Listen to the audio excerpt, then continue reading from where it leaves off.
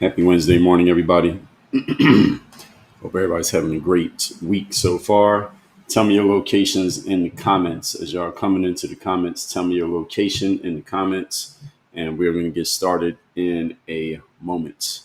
Tell me locations in the comments. Are we good over here? We are live on LinkedIn. Good morning, LinkedIn. We are live on Facebook. Facebook is Work on Your Game University. We're live on Rumble, YouTube, and let me verify that we are live on X. We are live on X. My names on those platforms are my name on all three of those platforms. Rumble, YouTube, X is Dre All Day. Pretty easy to find. Just look me up. I'm easy to find on any social platform. All my profiles are public.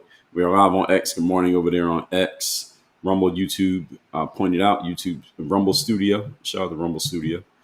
LinkedIn is Dre All Day. Instagram is at Dre Baldwin. I couldn't get the Dre All Day name. Somebody used it. No, now nobody has it, but they still won't let me get it.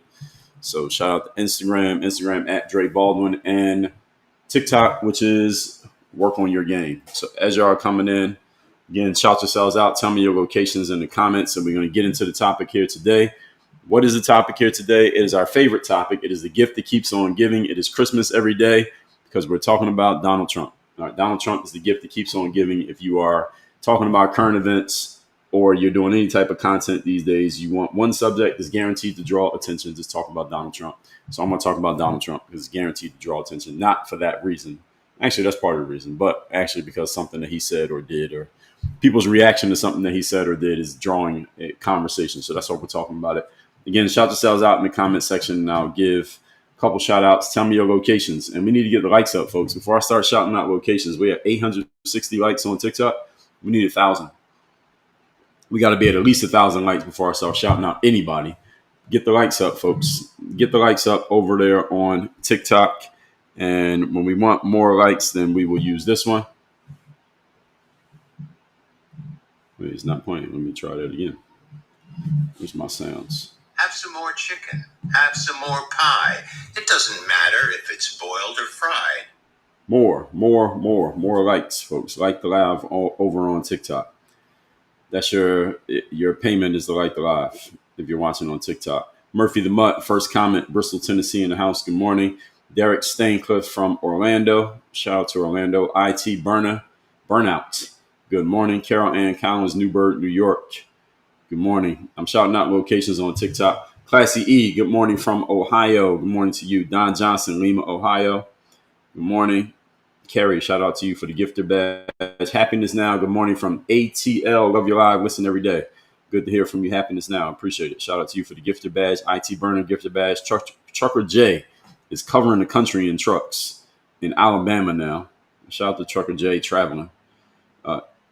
Mary M, good morning from San Antonio, home of the Spurs. Now, hopefully, they don't leave if we don't build. Is that a story now? The San Antonio, the Spurs asking for a new building?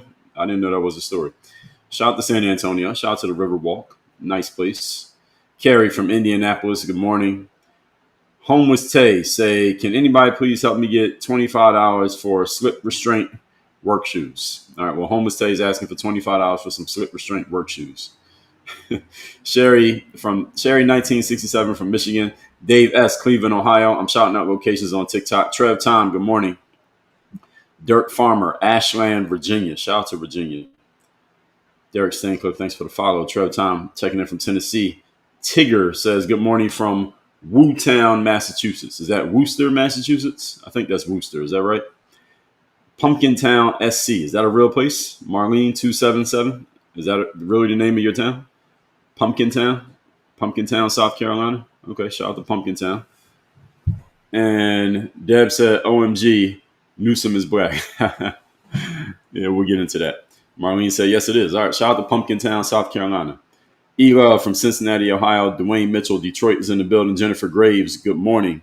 All right, I'm just shouting out a couple locations before we get into the content here today. What we're going to be talking about is Donald Trump allegedly, accusedly, he is targeting black-run cities with his threats of sending in the National Guard to protect cities that seem to have some issues with crime. That's Donald Trump's position right now.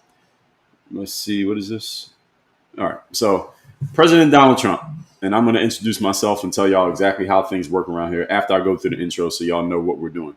So President Trump has invoked federal authority in Washington, D.C. to tackle crime. Many of you know about that. We talked about that last week. And he's leveraged the Capitol's unique status because the federal government is based in Washington, D.C.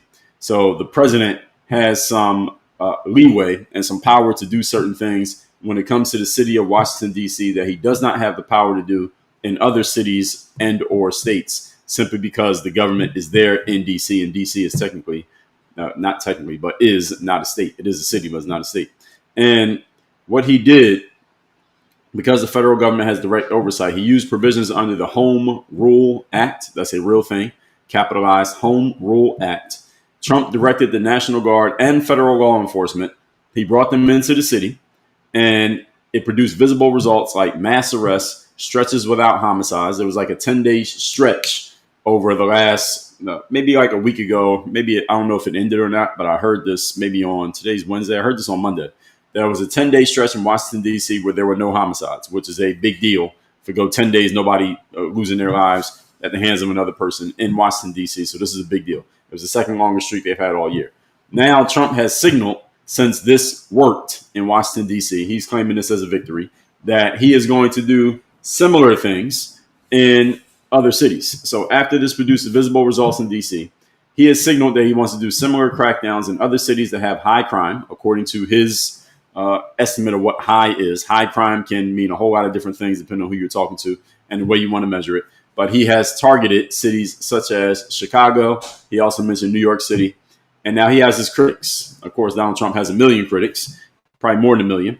And some of his critics have spoke up. Actually, all of his critics speak up anytime there's something they can criticize him on, because as I already told you, Donald Trump is the gift that keeps on giving. If you want to draw attention to yourself talking about Donald Trump, positively or negatively, you're going to get attention. So one of his critics is our friend, the Reverend Al Sharpton. The Reverend Al Sharpton, I call him the godfather of race hustling. Al Sharpton has gone on television framing this as a racial attack on majority black cities and black run cities. So cities that have majority black populations or a lot of black people, and a city that is often mayored by a black person.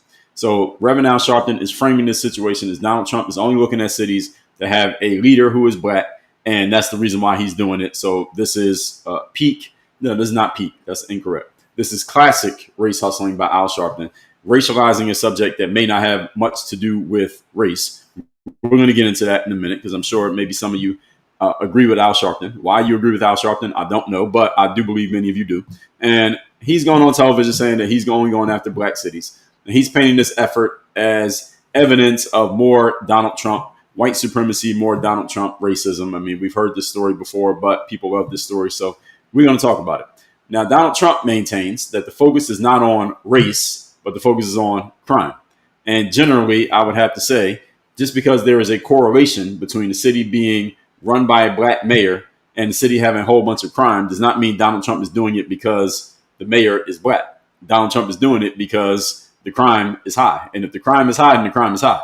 And if the crime is high in your city and you happen to have a mayor who's black, well, the shoe is fitting. Now, whose fault is it that the shoe fits? Is it the shoe's fault or is it your fault? All right, it's your fault. The shoe just happens to fit. He's going after cities that have a lot of crime. If your city has a lot of crime and you got a black mayor, okay, how is that my problem? All right, how is it my problem that you have a black mayor? It is my problem that there's crime. That's why Trump, as the law and order president, at least he's trying to position himself as this, we're going to go do something about this. So if a high crime city happens to be black led, he's saying, well, okay, that happens to be a correlation, but I'm not saying it's the causation. I'm not saying you got a lot of crime because you got a black mayor. I'm saying you got a lot of crime and you happen to have a black mayor. Either way, regardless of what color the mayor is, black, white, yellow, green, or brown, I'm going to send somebody in to fix the issue of crime because that's something that I said I was going to do as president. That's the situation. So many of these black mayors, I heard the mayor of Chicago, he came out and said that they are not going to cooperate.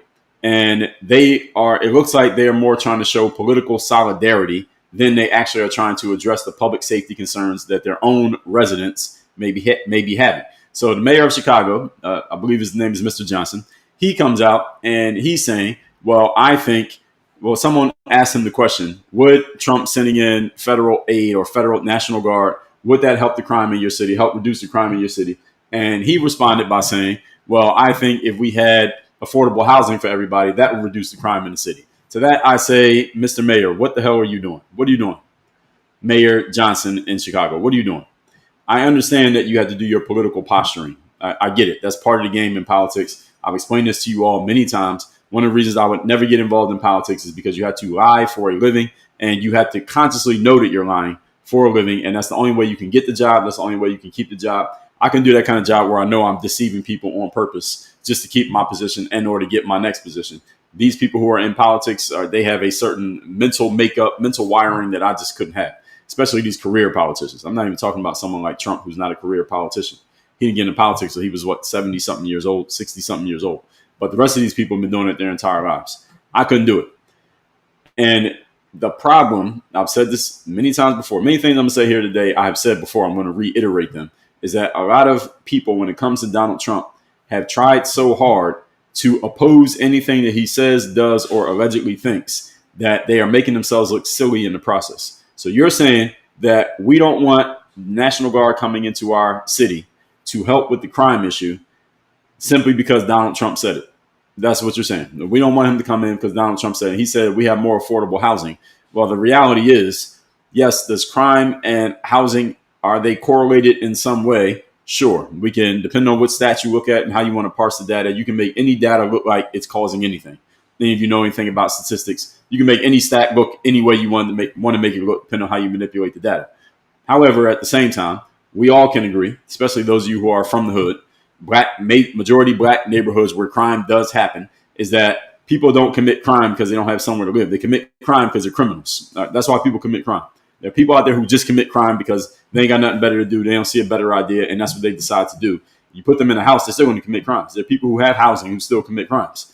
Why? Because that's what they want to do. So Mayor Johnson, with this nonsense red herring that he's throwing out there, it doesn't make any sense. Now, how any of you could want to live in a city like this as being mayored by one of these people, I also don't understand. Actually, I do understand. I don't agree, but I understand.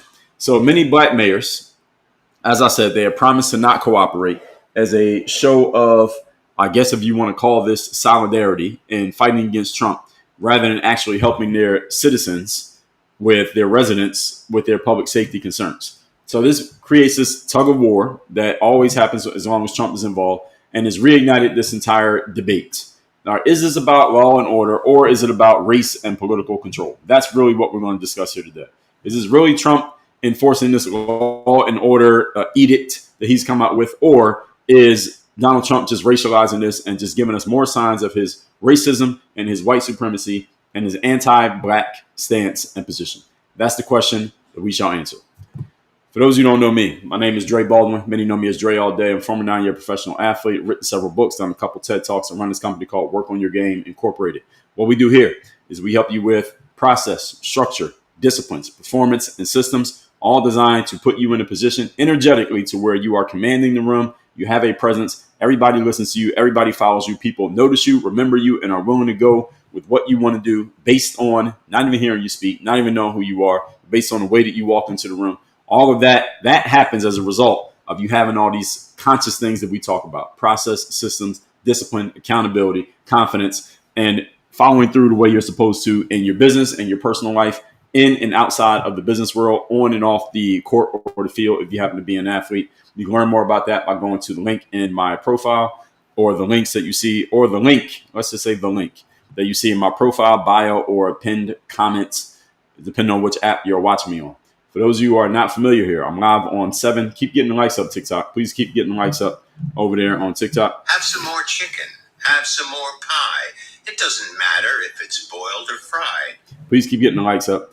What I do here is I'm going to go through the material. I'm going to look at both sides of this conversation, both sides of this argument here, the question that I just posed, and tell you what is being said on both sides. I'm going to give you my opinion on how I feel about arguments made on both sides. When I'm done with that, we're going to open the floor up for conversation, meaning I'm going to read your comments and I'll respond to your comments right here live on the stream. So if you leave a comment, I will get to it, but you might want to wait till I get to the actual comment section before you leave a comment, because if you leave one right now, I might not see it, especially those of you on TikTok. I'm live on TikTok, Instagram, LinkedIn, Facebook, X, YouTube, and Rumble right now. So I'm live in 7 different platforms. The replays to these will always be available on my YouTube channel. So just go to the link in my profile, TikTok. You'll see my YouTube.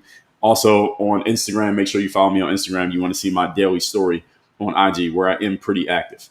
By the way, before we even get into the content, we do have a soundboard here. So if somebody says something that is a really good point, you get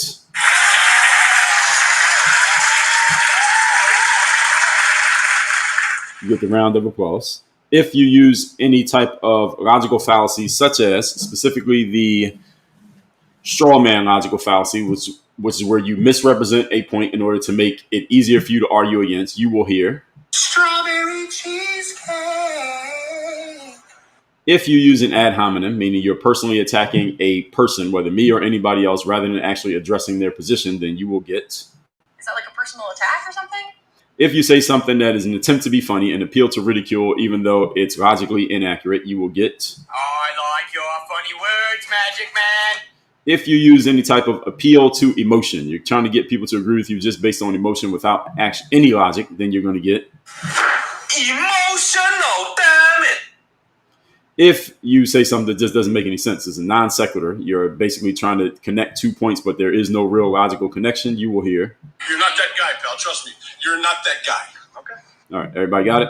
So now, any questions? Good. Let's get into the points. And please keep getting the likes up on TikTok while I'm talking. So federal intervention in D.C. was completely legal because the federal government has say over what happens in Washington, D.C., over even the mayor of D.C., and it was effective because the Capitol allows it. And Trump is using his real powers. He is not fabricating authority by saying, I'm going to go into other cities. So it produced immediate visible results. There were thousands of arrests and stretches of reduced violent crime. Now, thousands of arrests does not necessarily mean that these people were criminals. Just being arrested does not mean you get convicted. But when Trump went in and did that, they started at least finding suspects. And when you put more cops on the street, I am in agreement with this point. You put more cops on the street, usually there's going to be less crime because people are deterred from even trying because the cops there. And if you still try with the cops around, then you're probably going to get caught, as opposed to if there are no cops around and you don't get caught. If there's a whole lot of crime happening in a place, I like the idea of putting more armed people, cops, National Guard, whatever, in that place to deter the crime from happening and to make the residents and the civilians, the people who are not committing crime, feel more safe. The only problem anybody has with this is if either you are just so anti-Trump that anything Trump does, you go against it, and or you have been conditioned, this happens a lot with black folks, is you get conditioned to be negative towards any form of law enforcement because you've been taught this. Maybe some of you have had real life experiences. You've been taught that law enforcement is your enemy and that you should oppose and go against law enforcement in any way, shape, or form, regardless of where they come from. I do not agree with this approach. I don't think it's a healthy or smart or long-term approach to life as a black person, male, female, whatever, regardless of where you're from. But there are a lot of people who do believe in that and see it that way. We're going to get to that as we get further into this material. Now, Donald Trump argues that he is just sending in troops or federal National Guard, whatever you want to call these people, where crime is highest. And if those cities have black mayors, again, as I already explained, that's coincidence. I say this is correct. I agree with this. If your city happens to have a black mayor, but your crime is high, we're going to go in and fix it because the issue that we're going in to solve is high crime. The issue we're solving is not black mayors. We're not solving the issue of who the mayor is. We're solving the issue of there's too much crime happening in the city, and you, Mr. or Mrs. Mayor, you're not doing enough to solve the problem, or whatever you have done has not solved the problem. Therefore, I'm going to help you out while going over your head a little bit while sending these troops into your city. Now, whether he actually does this or not is a whole different conversation because he has to go through there are some legal things he has to jump over as president to do this because each state is in some ways sovereign. They get to make their own decisions. The governor can supersede the mayor. But again, they try to respect each other's powers. Every position tries to respect the other's powers, even if you technically could go over their heads if you want to force it. If Donald Trump wanted to force it, he could find a way to go over the heads of a governor, let's say the governor of Illinois and the mayor of Chicago, if he really wanted to force it. But it would require a whole lot of red tape. There'd be a whole lot of legalities involved in it. And it could be more messy than it's even worth. The juice may not be worth the squeeze. So even though he's president, he still wants to respect the fact that a governor is a governor of a state. He wants to respect the fact that a mayor is a mayor of a city. The governor even respects that. So again, he could do this. The chances that he actually does this, I think actually I'll put it about 60% that he actually does this. A lot of this is Donald Trump's political posturing, manipulating the media. This is what he's very good at, which is putting something out there that he might do or that he's thinking about doing, or he's warning or threatening that he could do something, or he just lets you know that he has the ability to do a thing, such as I'm going to go fix the crime in Chicago, etc. And that gets everybody talking about Chicago. It gets everyone talking about the crime in Chicago. And it gets the stupid people on the political left, the politicians that is, I'm not talking about the citizens, but the politicians on the political left, stupidly, they jump out and say, well, we don't want him coming in. We don't need your help. We don't need XYZ. But the only thing he's pointing out is that there's crime, high crime, and we want to reduce the crime. So why would you go up against somebody who says that? If his frame is there's a lot of crime, I want to reduce the crime. You come out and say, no, we don't want that help. You just make yourself look dumb. That's a very unsmart thing to do as a politician. Why? Because you're backing yourself into a corner that you're saying, as long as it's going against Trump, we're okay with anything that goes against Trump, even if he says something like, oxygen is good. Okay, we're going to suffocate ourselves just to make sure that we don't agree with Donald Trump. I made that joke a while ago, but you can't do this. This is a bad idea by the mayor of Chicago. Now, what he could say, what he should have said was, listen, I understand that there are some crime issues in Chicago, and we are always doing our best to reduce crime in our city. And as the mayor, that is my responsibility, maybe is my number one priority. Let's just say he says something like that. However, at the same time, we don't want the president sending in National Guard here because it'll interfere with our current policing efforts, or it will undermine our police force that we already have, or he can come up with something. I mean, he's a politician. His job to come up with some language in here that does not dismiss the issue that Trump is bringing up, while at the same time saying we want to do certain things a certain way, and we don't want the National Guard interfering with that. He has to come up with the languaging for that. He's the mayor. It's his job to come up with that. I mean, politics is all optics. And optically, this doesn't look good for the mayor to just say, we don't want y'all coming in just because it's Donald Trump. And this mayor, Mr. Johnson, is on the political left. And those of you who live in Chicago, y'all elected this guy. So this is what you want? Okay. Y'all had the woman before. Who was the woman before this? Lori Lightfoot. So y'all had her. She got upended by this guy. And he doesn't seem too much different than what y'all already had. So Chicago, I don't know what the hell y'all are doing. But the fact that this mayor happens to be black has nothing to do with the fact that there's crime there. Or maybe it does. Maybe him being black is the reason why the crime keeps going up. And if they had a different mayor in Chicago, maybe things would change. But it's not about race. It's not a racial topic. So the metric that they're basing their decisions on is violence data, not demographics of who's there. There was a whole bunch of crime happening in some town that was white run. Then I'm sure he'd be saying the same thing. But if it happens to be a town that's black run, then, hey, if the shoe fits, as I said already.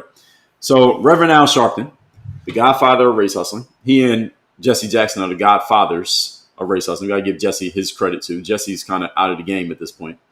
They claim that this pattern is racially selective, and you're choosing black-led cities to send a message of targeting rather than neutrality. I say, Al, cut it out.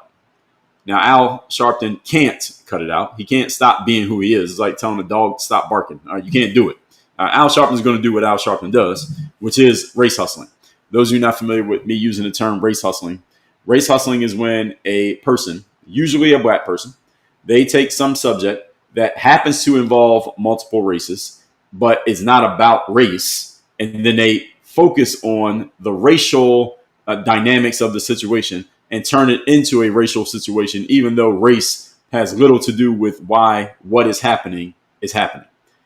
And the reason why race hustling is so popular, the reason why Al Sharpton has been able to successfully race hustle for 40 years, the reason why race hustling will continue to be popular, especially in the United States of America, and the reason why a lot of no substance, low intellect individuals can build careers around the concepts of race hustling is because making a situation about racial dynamics is an emotionalization of a subject. And when you get people emotional, they become very reactive. They will give you their attention, and you're not asking them to think. You're just asking them to react. You can draw a huge audience of people by asking them to react without thinking and to get engaged based on emotion rather than based on intellect. That's why race hustling is such a popular thing. And there are several examples of this that happen all the time in America, especially over the last 15 years. Race hustling has become very popular, and you see a lot of prominent people or people who become prominent simply via race hustling on every subject that they talk about. They don't bring any actual intellect. They don't bring any depth. They're not really trying to get to the truth of a matter. They're just trying to keep you excited about the racial dynamic, and they keep fanning the flames of race in order to keep everybody engaged. That is race hustling. So anybody want to know what race hustling means? I just explained it and broke it down. Al Sharpton he and Jesse Jackson are the godfathers of race hustling. Then you have newer people, more contemporary folks who come in and they do their race hustling in different ways. You have people like Ibram X. Kendi, who is very successful race hustler. I will say that, if nothing else about him. Very successful race hustler, college educated guy. These usually are educated people with advanced degrees. You have someone who is a bit more intellectually deep, but still a race hustler, Mr. Ta-Nehisi Coates. He's also a race hustler. And there are millions of other race hustlers out there, some of them more prominent than others. I see some of them on social media. I follow some of them on social media just to see the type of race hustling that they're doing. Every once in a while, you get a white race hustler. You get a woman like Robin DiAngelo, who wrote a book called White Fragility. And I believe she has a new book out. Let me look up. I think Robin DiAngelo put out a new book, another race hustling book that she did. But I read her first book, White Fragility. I was not a fan, but I read it just to make sure I knew what she was talking about. This is Mrs. DiAngelo. Robin DiAngelo is this woman right here, for those of you not familiar with her. She wrote a book called White Fragility, and she has a new book. Actually, got a couple books. So she has a book called Emotional Justice, which I didn't know about. I think this is an older book. She has a new book called, so let me see if I can get in this one. She has a book called Nice Racism, How Progressive White People Perpetuate Racial Harm.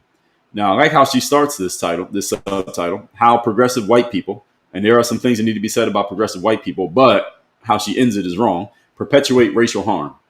No, I don't like the concept of racial harm. I don't like that term. How progressive white people need to mind their damn business and stop speaking for black people is what she should write a book about, but Robin DiAngelo is incapable of doing that. But this book has 500 ratings as a 4.7, so this is a very popular book. Robin DiAngelo, very successful race hustler. This book came out in 2021. I didn't know about this book. White Fragility, I read. This one is Why It's So Hard for White People to Talk About Racism. This book came out in 2018. So she's been in the game for a while. She's been in the game longer than I thought. Now she has another book called Is Everyone Really Equal? With a question mark. An Introduction to Key Concepts in Social Justice Education. So Robin DiAngelo has planted her flag here. She's building her entire career around talking about social justice as a white woman. This came out in 2021. So Robin DiAngelo was very active about, about 5 to 8 years ago doing her thing. And I think she's still eating off of all of this to this very day. So shout out to Robin DiAngelo for her hustle. I'm not shouting her out for her content, but I am shouting her out for her hustle. I can't knock the hustle of anybody whose hustle is successful. Race hustling is a successful hustle. So you want to see some topics that got racialized and got everybody way more excited simply because of the race. Simple go to 5 years ago, George Floyd. It was a situation between a man who happened to be black and a cop who happened to be white. That could have been a black cop and a white guy. And because it was a black victim and a white perpetrator, that subject got racialized and the whole world was talking about it for, here we are 5 years later. But I say for about a good 2 years, that was a big topic. Another one is happening in sports right now. You take someone like Deion Sanders' son. His name is Shedeur Sanders. He is a quarterback, and he got drafted by the Cleveland Browns in the 5th round in the NFL draft. Just the fact that he got drafted, people were saying, well, this is the race hustling that we're talking about. People were saying, well, they're trying to humble this kid, or the NFL is colluding against this kid. That's why he got drafted in the 5th round, which makes no sense. First of all, he's a rich kid. He's a silver spoon kid because dad's already made a whole bunch of money from playing in the NFL. His dad made a bunch of money playing in the NFL. And Shedeur followed in his dad's footsteps as far as the trying to put on a show and build a brand around himself. Problem is he's not as talented as his dad. That's why his dad was a number 5 pick overall, and his son was the 5th round pick overall, or a 5th round pick overall, because he simply doesn't have the same talent as his dad. Even though he's trying to copy the style, he does not have the substance of his father when it comes to talent on the football field. So they're trying to humble him by choosing him for a job in the NFL, which makes no sense whatsoever. Gave him a guaranteed contract. He has that already. Then now he's going to be the 3rd string quarterback for the Cleveland Browns. And they're saying, well, these institutions, these white people are saying it without saying it in so many words. They're trying to hold back this black kid and not give him a chance. I didn't know when black people turned to cheering for a silver spoon kid. That's a new thing to me. But because he happens to be black and the people who they think are his enemies happen to be white, even though they drafted him, even though they're employing him, even though his dad made all his money by working for these same white people, all of a sudden now is a racial issue. That makes no logical sense whatsoever, but a bunch of people have bought into it anyway. That's an example of race hustling, and I can give you 100 more examples, but I don't want to digress any further than I already have. So let's get back to the topic here today, which is Donald Trump sending National Guard, maybe, allegedly, possibly, into these black-run cities. So law enforcement insiders, including some who work in law enforcement unions, they support federal backup in high crime areas. In other words, let me translate that. There are members of police forces in certain cities who say, you know what? We need help from Donald Trump. We need them to send a National Guard in simply because there are not enough of us and we don't have the resources to actually fight the crime the way we want to fight it, or solve crime the way we want to solve it, or make our streets safe the way we want to make our streets safe. The thing is, any of you ever seen a TV show called The Wire? I'm not a big TV show watcher, but back in the day when The Wire came out, or maybe a couple of years after it came out, I watched it. And on that show, they did a whole season just going over different aspects of what happens in big cities and communities and breaking it down. So they did one on the street pharmaceutical industry, and that was kind of an undertone of the whole show. Then you had one on the shipping docks, the stevedores, the people who are taking the boats and the shipments that come in. Then there was one season on the police force. Then there was a season on the educational system. And I think it was one more that I'm forgetting. But the one that was on the police force, one of the things that you notice is that a lot of times the police can't do the best job that they want to do simply because they don't have the resources. There might not be enough police cars. There's not enough money to pay them to work overtime to solve their cases. There's not enough cops to put on enough corners where the crime is actually happening. There's not enough money to do enough research to actually win a court case with the prosecutions. So a lot of times crime slips through the fingers, not because the police forces don't want to solve the crime, not because the state attorneys don't want to solve the crime, simply because they don't have the resources to do the job the way they really want to do the job. I want to do it this way, but I don't have the resources to do it. So I got to make do with what I have. And many of the police unions and the forces are saying, you know what, we will benefit from help from the National Guard. Why? Because the National Guard has more money than we have. They can bring in extra resources, such as manpower, such as maybe they can pay for some things that we can't pay for. And now they can help us solve the crimes or deter the crime in places where we know crime is happening. We know bad things are happening. We know some bad guys over there. We just can't get to them because we don't have enough people to get them. So if the National Guard comes in, that would actually help us. So there are law enforcement insiders who are actually saying this would be a good idea. They say local police are under-resourced. They need reinforcement. In every city, every state, any of you who follows local politics, you know that the only reason, let me not say the only reason, one of the major reasons that many local municipalities don't do things that citizens want them to do is simply because they don't have the money in the budget to do everything. So yes, we would pay teachers more money if we had more money. We don't have it. We would pay for more cops if we had more cops. We don't have the money. If we had more money, we would pay for more cops. We don't have the money to pay for more cops. We could solve more crimes if we had the money to pay people to work overtime and do their detective work to solve the crime. We don't have the money to pay them. So there is an amount of money that every municipality has to pay the people. And that's the money that comes out of our tax dollars. And unless all of you want to pay more in tax dollars, then we got to deal with what we have. You got to work with what you got. If you want your teachers to make more money, okay, how much more money are you willing to pay in taxes? You want there to be more cops on the corners, okay, how much more money should we take out of your taxes? All right, that's where the money comes from. Or it could come from the federal government. The issue is there's only a certain amount that the federal government sends to every state and every local municipality. And when the money runs out, the money runs out. Now, the common argument is, well, how can the government always come up with money for wars and tanks and bullets, but they can't come up with money for housing and homelessness and feeding kids and making sure everybody has a roof over their heads and solving crimes? That is a legitimate question to which I don't have an answer. If I had an answer for that, then maybe I would be the president. But this is the situation that we have. The situation that we have is that there are limited budgets. So when the federal authority, such as the executive branch of the government, i.e., the president, says, hey, we may send in reinforcements to these towns, there are cops who are saying, yes, that'd be great. Send in reinforcements. We could use those resources. Now, other people, because Donald Trump is Donald Trump, they have framed this in a race hustling way, as I already explained. Oh, he's a white guy. He's a white supremacist. He only cares about white men. He's just racist, and he's only attacking us because we happen to be black. This is a cheap argument, but the problem is a lot of people buy cheap shit. So I do think this is a cheap argument. But again, Walmart's $1 billion business for a reason. Walmart sells a whole bunch of cheap stuff, but they got a lot of customers. People buy cheap arguments.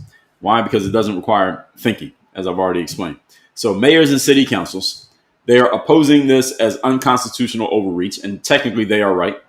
The president cannot just send troops into a city if he doesn't have a just cause, and it would be a whole lot of political and legal red tape that they can try to use to stop this from happening. So technically they're saying this is overreach and is unconstitutional, and they say that public safety can't justify stripping a local authority and setting a precedent for federal takeovers. So that's what they're saying, that if he does this, he's setting the precedent that he can just federally take over any city anytime he feels like it. Well, he's not really taking over the city. He's sending in National Guard to try to make the city more safe. But, you can frame this as a federal takeover if you want to try to make him look bad. Keep getting the likes up on TikTok. We're doing a good job. Please keep getting the likes up. We're at 60,000. So you can say, well, Trump is just trying to take over cities just with his federal authority. He shouldn't be able to do that. And people just make that argument. And there's a bunch of citizens who are going to co-sign that argument just on the basis of that without asking, well, why is he trying to do it? A lot of people are not asking that question. Why is he trying to take over the city? What's the issue that he's saying? What's his argument for why he's doing it? Very simple litmus test any of you can use anytime you hear somebody using a strong emotional argument, a strong, what we call appeal to emotion. Emotional, damn it. Anytime somebody's trying to use some emotional angle on you for one side of a conversation, the question you can ask them is the following. They're not going to like this question, but here's the question you could ask them. What is the strongest argument on the other side of this conversation? That's a question you should ask them. So, for example, I'll give you an example. Someone says Donald Trump shouldn't send National Guard into Chicago because he's setting the precedent for federally taking over a city. That's your argument. That's your emotional argument, is that he's just trying to take over a city. Again, without context, it doesn't make any sense. But here's what I would say to a person who said that to me. I would say, okay, now for the people who support Donald Trump sending in the National Guard to Chicago, what is the strongest argument they have for why they want to do it? I would ask that person that question. Now, usually what you're going to find is the person who made the statement initially, they can't or don't want to answer that question. Why? Because it will require them to balance out their position and say, okay, what's the argument on the other side? This is known as the steel man argument. So y'all know about the straw man argument. Straw man, you're going to hear plenty of straw mans today. And when you do, when I had to read a straw man, you're going to hear this. Strawberry cheesecake. The steel man is the opposite of the straw man. That's when you take somebody else's position and you actually make it as strong as possible, and then you have to argue against that. That's the steel man. The steel man requires intellectual depth, and it requires you to be logical and detached from your emotions, because you have to look at the other side of a position that you hold and ask yourself, why do people feel this way? For example, I just trashed race hustling, and I said it's a good hustle, but I'm kind of being facetious. Let me give you some solid arguments for the race hustlers, people like Al Sharpton and Robin DiAngelo and Ibram X. Kendi and Ta-Nehisi Coates, who I mentioned, and many other race hustlers. Let me give you some arguments that they would have that are actually steel man arguments. One is that America has a history of not treating black people the right way. We can go all the way back to slavery, Jim Crow, redlining, and many other things. Is that a legitimate, logical argument that black people or a black person can have in defense of making everything racial in America? The answer is absolutely yes. Is there a frame that somebody can use and say, hey, America has this bad history of doing negative things to black people, and they have not completely made reparation for this. Therefore, anytime something happens to a black person in America, we have to look at the historical, racial context of the situation. Is that a legitimate point to be made on the surface? The answer is absolutely yes, it is. If we look at something like the George Floyd situation, and you have a black man who clearly is in some way troubled, and he's being accosted by there were several different cops of different races, but let's just say the main guy, Mr. Chauvin, this white cop, and the optics of it And I told y'all, politics is all about how things look. It's not about what's actually true. It's about how things look. The optics of it is you got a black man laying on the ground saying that I can't breathe. That doesn't logically make sense. Him saying that he can't breathe over and over again. If you can't breathe, how can you talk? But anyway, he's saying that he can't breathe and he's calling for his mama. And you got a white cop kneeling on his back or on his neck or whatever the hell he was kneeling on. And you see that. And there's a bunch of black people standing around saying, get off his back, get off his neck. He's saying he can't breathe. Why are you still there? And the cop just sits there, stone-faced and emotionless, kneeling on this man. Next thing you hear, the guy's dead. Does that look bad? And does that give black people a reason to get emotionally engaged and excited and angry? The answer is yes, it does. Now, is that the entire story? No. But is it a legitimate point? Yes, it is. That's a steal, man. Even though I don't agree with these people, I understand their position. I understand where they're coming from. The difference between my position and their position, the race hustlers, that is that the race hustlers stop at the emotional engagement and they build their entire conversation off the emotional engagement, whereas I go further than the emotional engagement and say, okay, what is logically true here? That's the step that many of them don't take. That's why they become race hustlers, because, again, it's easy to be a race hustler because you don't have to think.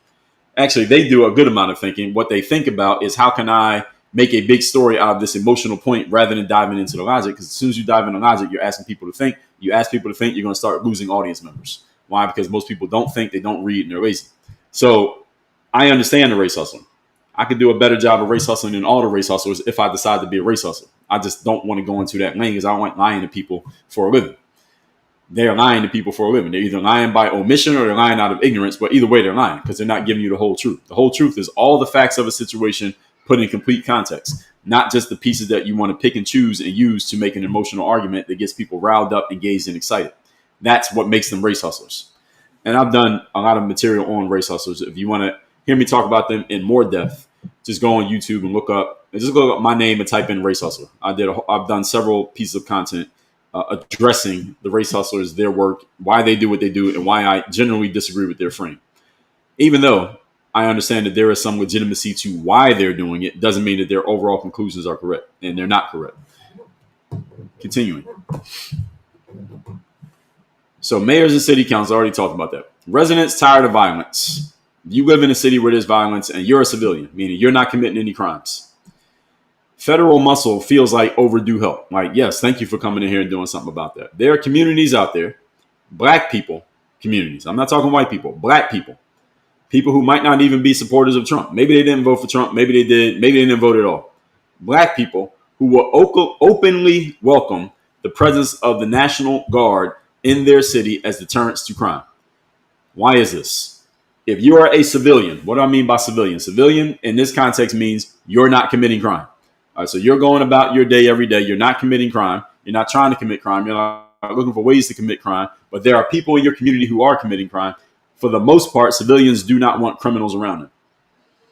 Why? Because you're not part of it. You're not part of that. And you don't want to be a victim of that criminal. You don't want to have to engage with that criminal. Civilians do not want to be around criminals. The majority of people are civilians. The majority of people living in communities where crime is higher than they want it to be very much would welcome anything that deters crime from happening, whether it be the National Guard, more cops, whatever. Most civilians would agree with this. The issue is, for a lot of black folks, and this issue is starting to ease up, but it's been an issue for the last 10 years, is that there are a lot of black people who would agree with the things that Donald Trump is saying on whatever subject, but they're afraid to say it out loud because they don't want to deal with the backlash from fellow black people and or virtue signaling white people who want to tell a black person what you're supposed to think, feel, or say just because of your skin tone, which is a whole other conversation that we're not going to have here today. There are a lot of black people who agree, hey, you should send troops in here to Chicago because there's too much crime happening on my block. They may not want to say that out loud because they don't want to face backlash from black people. Oh, how are you going to support Donald Trump? That's an emotional argument. I can support what Donald Trump says. Doesn't necessarily mean I support him or that I'm MAGA or conservative or that I'm on the right or that I even voted for him.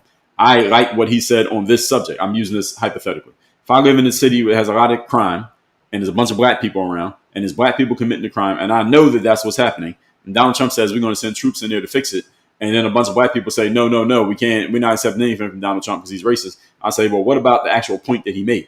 See, this is the issue. A lot of people don't want to address his point. They try to address the person.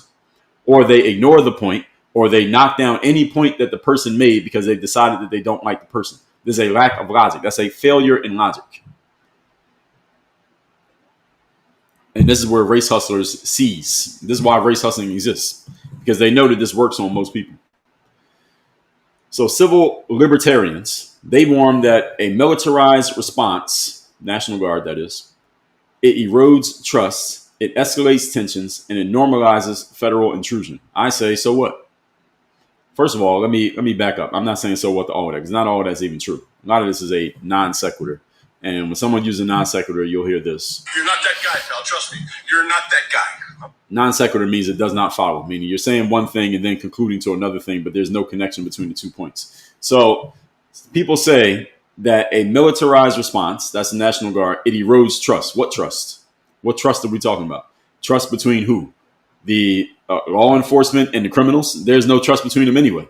So this is a non-starter, it's a non sequitur point that it erodes trust. What kind of trust are we talking? If I'm a civilian, I don't care if the National Guard is walking around my neighborhood because I ain't committing any crime. Hey, National Guard, good morning. Good morning. Let me give you a coffee and a donut. All right, because you're keeping my neighborhood safe. I have a problem with the National Guard because I ain't committing no crime. I don't have a problem seeing cops. I've talked about this before. I walk outside of my building, my home. I don't mind seeing cops everywhere. Like, I ain't worried about cops. I don't get anxious or nervous or afraid when I see a police officer. Why? Because I'm not committing any crime. I have no reason. I'm not doing anything that draws the attention of a cop. So the only thing a cop's going to say to me is good morning. I'll say good morning back and keep it moving. So there's no eroded trust. I trust the cops. I trust that cop being there means there's not going to be a criminal over here either because they know better because they see the cop right there. I'm happy when I see cops. I want there to be cops around because I don't want to have to deal with a criminal myself. I'm capable, but I don't want to have to. I'd rather the cop deal with it so that I can keep my hands clean. All right. So eroding trust is a nonsense point. It escalates tension. Well, in some ways it can for 2 reasons. Number one, the criminals don't like the cops being around because now they can't do their crime with the cops there or National Guard in front of them, or they know they're going to get caught, or they're going to be in some type of altercation, which they don't want. They want to commit crime clean. And it can escalate tension with everyday citizens who have been improperly indoctrinated by the race hustler. The race hustler who tells you should have a problem with cops. You should have a problem sending your kids outside to ride their bikes. You should have a problem. And I know of a person whose name I'm not going to say here today, who said the following after, I can't remember what situation it was. It might have been a George Floyd situation in 2020. This is what this person said. I will say this person is black, and I'll say they're a parent. And they said, and something that they published publicly, they said, I'm nervous to send my kid outside to ride their bike or walk the dog. There's a black child. I'm nervous to send this child outside because I'm concerned that some white cop might be having a bad day and my kid doesn't make it back home. This is what this black person said. And I said back to that person, mofo, if something happens to your black kid when you send him outside, you know damn well who did it was probably a black person. All right, let's not play these games. And this person had a reason to play the race hustling game because of their professional ties, et cetera, et cetera. But this is the nonsense. So I'm saying that to give a little bit of credence to this point of escalating tensions. That there are black people out there who are full-on civilians, never committed a crime, never came close to committing a crime, who would say putting more cops in our neighborhood escalates tension because I feel tense around cops. Why you feel tense around cops if you're not committing crime? Why does a cop make you feel tense? Based on what? Based on what experience in your life does a cop make you feel tense? None. You can't even draw from anything. But because you've been told through the internet or through some book or through some clown-ass race hustler that you're supposed to feel tense around a cop, that now you just feel tense, even though you never committed crime in your life, never even stole candy from the candy store. Now all of a sudden you tense around cops. Now you're worried about sending your kids outside because a cop might do something. No, what a cop might do is chase down the person who did something to your kid. All right, they're not going to be the one doing it. And there are black people. These are smart black people. We're talking professional black people. We're talking college-educated black people. People who do good things, generally speaking. They would go out and say these type of things. And let alone if they have an audience, let alone if they have some influence. Now they got everybody else thinking the same thing. And they said it would normalize federal intrusion. I disagree with that. I don't think it normalizes federal intrusion. I think Trump would have to have a reason that he has to be able to justify in his own mind, justify to the media, and justify to whoever city he's sending people in that, hey, there's too much crime happening here. I don't think he's just randomly picking cities. I don't think he's closing his eyes and just putting his finger on the map and saying, all right, that city right there. Let's go there. All right. Long-term safety is not built with soldiers, some say, but with reform and community engagement. See, this is the defund the police argument. which I'm not a fan of. And by the way, y'all remember defund the police in 2020? How'd that go? Any of y'all still live in a town that's been defunded of the police? The answer for all of you is no, because any city in which they even tried to defund, you know what they quietly did? Refund. All right, they refunded the police because that shit didn't work. So this whole argument of Mr. Johnson in Chicago, if we have more housing, then that would solve the crime issue. Not really. Not really, because criminals are criminals. And secondly, who's paying for the housing? The same people paying for the cops. The same reason you got a crime problem in the first place. So, I mean, what are we doing? What are we doing? So long-term safety, they say, is built with reform and community engagement. Actually, I agree with these two terms, but it depends on what you mean by both of these, because reform can happen in a lot of different ways. You can reform a neighborhood by cutting the grass, painting the fences, and putting more cops in the neighborhood. You can also reform a neighborhood by tearing the whole thing down and burning it to the ground. That's all is reform. You reformed the neighborhood. So there's a lot of ways you can reform things. So what do you mean by reform? And then they say community engagement. I agree. I agree with community engagement. If I live in a neighborhood where there's a lot of crime, I want community engagement. And by that, what I mean is I want more cops engaging in the community so that the criminals can get the hell out of here, so that I can send my kids outside to play. That's the kind of community engagement I'm talking. I don't think that's what they mean. When people say community engagement, what they're saying is, well, we need to have more social programs. Instead of sending George Floyd to the jail, let's send him to some community engagement program. Okay, let's send him to a community engagement program. Where's the BLM Community Center in your town? Any of you put the word, if you live in a majority black area, if there is a BLM Community Center where you live, put me and then put the name of the place, put the name of the location. If, however, you live in a majority black area and it ain't no BLM Community Center, put no in the comments. Let's just take a quick straw poll here.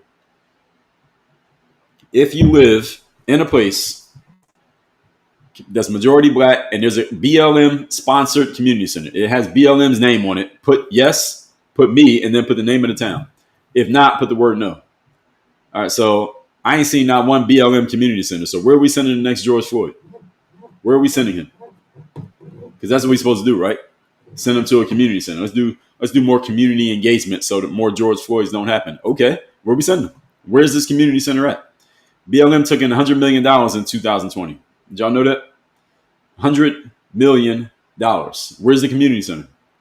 What city is it in? Is there one in Minneapolis? That's where it happened, right? Is there one in Chicago? Is there one in Detroit? Is there one in Birmingham? Is there one in Dallas? Is there one in LA? Is there one in Miami? Is it in Philly? Is it in New York, Baltimore, DC, Boston? Where is it? They took in $100 million on the back of George Floyd's death. Where's the community center? So we could keep the next George Floyd from happening. I ain't seen one. I ain't seen one. That woman went and bought 2 houses with that money, and the rest of it went to the LGBTQ, and that was it. Where's BLM now? I ain't heard from them. And y'all heard from BLM? I ain't heard from them.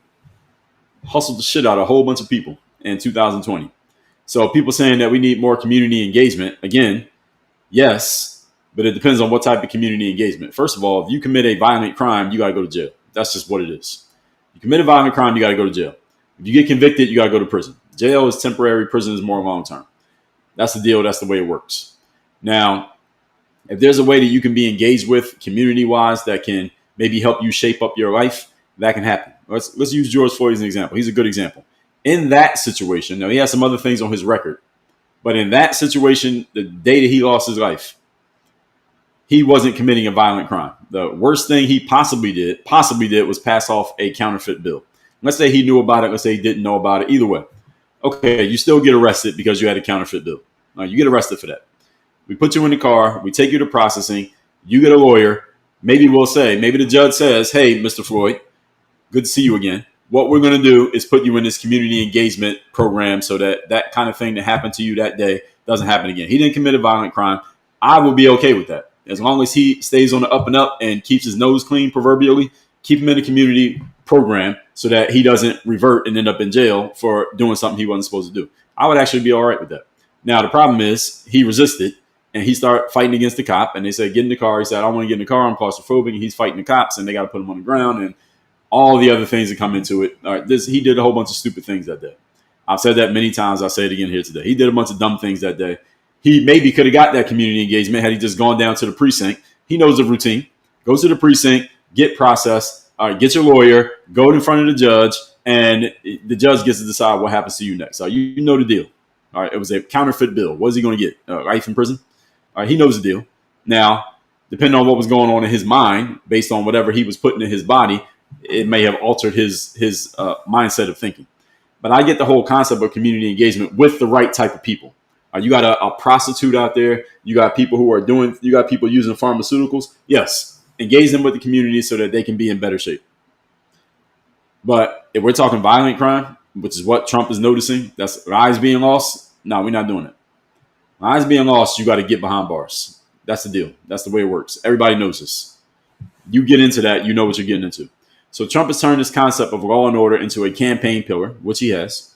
And citizens who see urban violence on the news, or citizens who see urban violence in their lives, they're all right with this. So again, a lot of people don't want to say it out loud.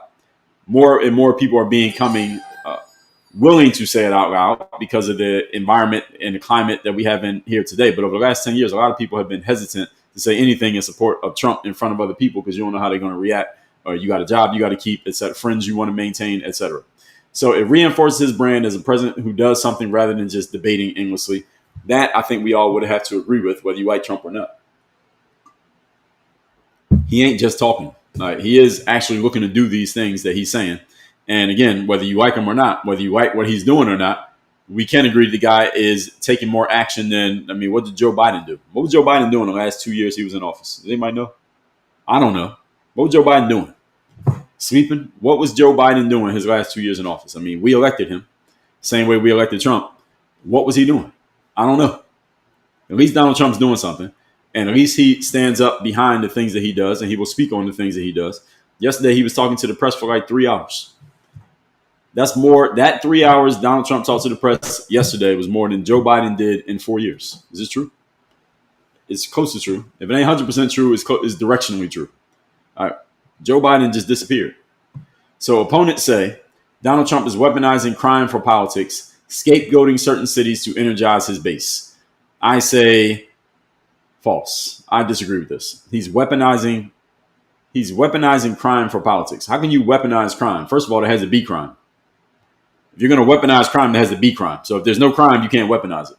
All right. He's talking about crime that's actually happening. He didn't create the dead bodies. All right. You can't ignore a homicide because there's a dead body there. All right. So how'd that happen? All right. Somebody did something. We got to find out what that was. You can ignore somebody running a red light. You can ignore a pharmaceutical transaction. You cannot ignore a dead body. So if he's weaponizing crime, first of all, where'd the crime come from? So this whole argument is kind of thinking past the sale. You're ignoring one point to make this point. And he's scapegoating certain cities to energize his base. Again, how can he scapegoat a city if he didn't create the dead bodies? Where'd they come from? Somebody had to have done something for that dead body to be laying in the street. So to energize his base, fine if you want to call it energizing his base, but it's not like he made it up out of nowhere. He's not just making up an argument. So some say that the focus isn't on solving root issues, but about scoring points in a cultural war. I say Donald Trump doesn't need to score any more points. He may still be trying to score points. Do I think he's trying to score points? Yes, because that's just the type of guy he has proven himself to be. But at the same time, does he need to score points? Or for what? When's his next election? When is he up for re-election? All right, he ain't coming back. It's over. So to say he's trying to score points with his base for what? He doesn't need to. Trying to score points in a culture war. He doesn't need to. He already won the culture war. He won 2 elections. How much more winning can you do besides winning 2 presidential elections? It's the biggest job in the country. He won twice. I don't know what other points he needs to score. He's running the score up. If anything, he's already winning. So I disagree with this framing of he's trying to energize his base. I think he's trying to actually do some of the things that he said he was going to do, which is more than we can say about a lot of our past presidents. So the refusal of black mayors to cooperate could backfire politically. I've already explained this. I think it will backfire politically on Mr. Johnson in Chicago. I don't know when he's up for re-election, but if you live in Chicago, I would take a hard look at the things you hear him saying right now. If a resident of Chicago feels that crime is persisting and you're sitting there saying, well, we need more housing, I'm sitting there like, mofo, no, we don't need housing. We need cops. So we need to get these people off the street so I can be safe in my housing. I got housing. I want to be safe in my house. I want to be able to sit in my living room and look out the window and know that a bullet's not going to come through that window because there's a stray that came through because two guys are fighting in the street. It's not more housing, it's more cops. Get these hoodlums out of my neighborhood. And this may backfire on him in his next election. And also the state legislature or the local people in Chicago and the state legislature in Illinois. If residents feel abandoned while crime persists, it may look like leaders are protecting their pride or protecting their political party, not really focused on the people. In case any of you didn't know, newsflash, none of your favorite politicians is really focused on you. They're focused on keeping their job. And if they happen to help you in the process of doing things to help them keep their job, then great. But that ain't their priority. I would say the majority of politicians. And I'm kind of being hyperbolic there, but at the same time, I'm also telling you what I really think. Majority of politicians just trying to keep their job. Keep their job, which means they maintain their career. They keep their access that they get access to when they're in politics. They keep their paycheck that they get. And also keeping in mind that if they didn't have that job in politics, what would they be doing? What was Mayor Johnson doing? Let's see if we can find out. Let's do a little bit of research on this guy. The mayor of Chicago, Mr. Johnson. When was he elected? When is he up for re-election? And what was his career prior to becoming mayor in Chicago? Give me his whole professional rundown and resume. Let's find out. So I've said this about politicians before, that a lot of politicians, they are in politics because they don't have professional skills that could create them an equal type of outcome doing anything else other than politics. I say that as a general point about politicians, not all of them, but I say it as a general point about a lot of politicians that they're in it because they couldn't do anything else. So we're going to find out about Mayor Johnson in Chicago in a minute. We'll look it up. So local leaders argue that accepting federal intervention undermines home rule, dignity, and constitutional balance. I get the part about constitutional balance, but home rule and dignity, I say at some point you got to swallow the pride and swallow the dignity and let's solve the problem. So if solving the problem means accepting help from somebody else, then why not accept the help? Especially if that help has resources that you don't have no matter what you do. So if you say we don't want the National Guard to come in and help with your resources, we're going to do it with what we have, but what you have has already been proven to not be enough to solve the problem. What are we doing here? You're just perpetuating the issue that you already have going on. To me, that makes them look crazy. So Mr. Brandon Johnson, he won a runoff election on April 4, 2023. So it's been a little over 2 years since he won the election.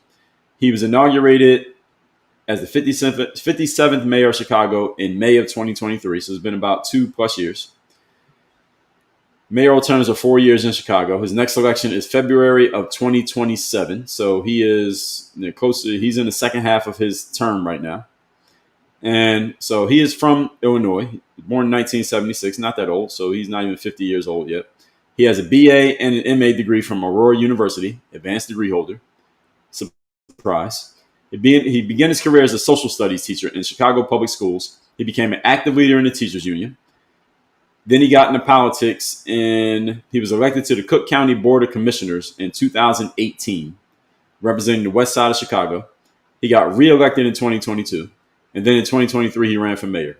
So that's what he's done. So he's worked for the government at least as far back as I can see, his entire career. So he was born in 76. He started as a social studies teacher. It doesn't say what year this was that he started as a social studies teacher. And let's see. What year did he become a teacher? After he graduated from college, did he do anything outside of the public sector before getting into teaching? So we're doing a little bit of a dive on this guy. Born in 76, and in 2012, where was this? 2012, he organized the strike of the teachers. So by 2012, he was what? 76, what's that? 24, 30. He's about 36 years old when he did that. Maybe he went straight into this. Let's see. He graduated in, they don't give us a specific year because he got 2 different degrees. His first professional step was a public school teacher. He taught middle school, and then I guess he moved on. No record of him working in the private sector, no corporate, no business or otherwise stuff before teaching. He became a teacher, union organizer, elected official, and then the mayor. So this guy's been working in the public sector his whole life. That doesn't make him a bad guy. But there's a reason why people get into the public sector and stay in the public sector. Because in the private sector is a whole different ballgame. So anyway, back to what we were talking about. Some say that this type of cooperation with Donald Trump could be read as caving to political pressure. And that's the real game here. Real reason Brandon Johnson's pushing against Donald Trump is because he's on the left, Trump's on the right. That's good enough reason. If it happens to screw the citizens in the process, hey, the game is the game, as they used to say in The Wire. The game is the game. So the DC playbook gives Trump a precedent that you send in National Guard, you can solve a problem. In a way, that's true. In a way, is also not true. Because one thing to send a National Guard in the city that they're already at. Another thing to send them somewhere that they haven't been before. So he can argue that they did get results in DC, and he has tangible proof. But people are still like, well, how do we know that's going to work where we are? Chicago ain't Washington, D.C. New York is not Washington, D.C. So we'll see. Now, other cities don't have D.C.'s legal framework, make similar actions messy, and again, constitutionally shaky, which means a whole bunch of court orders and mandates and injunctions and all this stuff that goes back and forth, which you've seen even with Alligator Alcatraz down here in Miami. Without local consent, federal expansion is a court battle waiting to happen, as I already told you all multiple times here. So let's get into the comments. I've said enough about this subject. Let's see how many logical fallacies we're going to point out today. I got my soundboard ready, so let's just get to it. Over there on YouTube, O-Dog, but not from Menace, good morning, sir, said, Black mayor and high crime isn't a coincidence, it's a correlation. Black leadership, for some reason, never works in the interest of safety and economics. Black is synonymous with Marxism. Okay, interesting. He said the character of primetime doesn't work for a quarterback. That's true on top of the fact that his son's just not as talented as him. And that part matters too. Last season was all elements coming together and recycling. All right, exactly. Yes, the last season of The Wire. I get what you're saying. O-Dog said the United States is culturally way too soft on crime. You cannot have freedom and light punishment for crime. Penalty for crime needs to be harsh and heavy in order to deter criminals in a free land. Well, in other countries, that's exactly what it is. And that's why crime is very low in other places. You commit a crime in another place, they put you under the jail. Andrew on YouTube says, just ask the LA police chief what chain of command means. She had to get the mayor to answer the question, meaning they are both black women DEI hires. How dare you? All right, fair enough. Over on Facebook, Ingrid Mitchell said, good morning. I see you, Ingrid. Good morning. I didn't see any comments on LinkedIn. Did we see anything on Instagram? Adriana Hampton said, that makes sense. Thank you, Adriana. I don't know what part you were responding to, but I appreciate it. All right.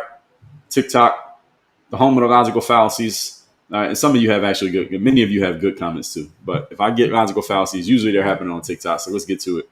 Big Sam said, it's all performative politics that plays to his racist base. Big Sam, really? Strawberry cheesecake. The reason you got the straw man here, the straw man of the day, Big Sam, first comment, straw man of the day, is because you're saying that Trump has a racist base. How are you going to call his base racist? His base is MAGA supporters, but how are you going to call it racist? I don't like that. And it's a logical fallacy. Whether I like it or not, it's still a logical fallacy because you're trying to... Is that like a personal attack or something? You're putting an ad hominem on his base as a way to make it easier to attack him. But you didn't attack him logically. You attacked him on a personal level, so you get the straw man for that. Big Sam said, creating contrast. Red states equal order, blue states equal chaos. Well, he didn't say that, so here you go again. Strawberry cheesecake. Big Sam, you got a lot of momentum right now. 2 comments, 2 logical fallacies. Trizzy said, that's their strongest argument. I don't know what you're responding to. Big Sam says, sending in National Guard plays into a law and order strong man image. Well, Donald Trump said law and order, so it's not an image, it's what he actually said. Election optics, crime fear motivates voters, especially suburban and older ones. Okay, I don't have a problem with that. So what? So what? That don't make it wrong. Keeping it real, thank you for the follower.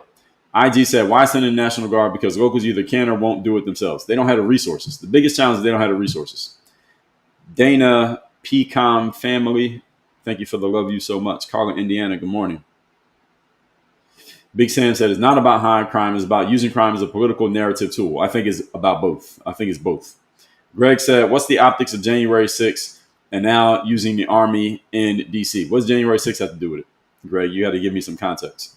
Trizzy said, knee on his neck, constricting his breathing. Yeah, that's cool. Not brutality at all. Strawberry cheesecake. That's not what I said. So You're not that guy, pal. Trust me.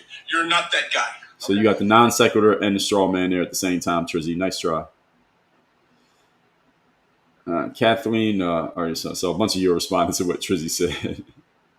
So Miguel Rico Soto, thank you for the follow. Big Sam said anything to distract from the Epstein list, which is in which Trump is the main character. Strawberry cheesecake. Big Sam, you're knocking it out the park right now. You're shooting like 60% from the floor, like Shaquille O'Neal. Dana, thank you for the goats. Man of Steel said, if Trump were a main character in the Epstein list, it would have been public 4 years ago. Also true. And we said that so many times. I mean, it doesn't make any sense that Trump's the main character. Why didn't the Biden administration use it to stop him from winning in 2024?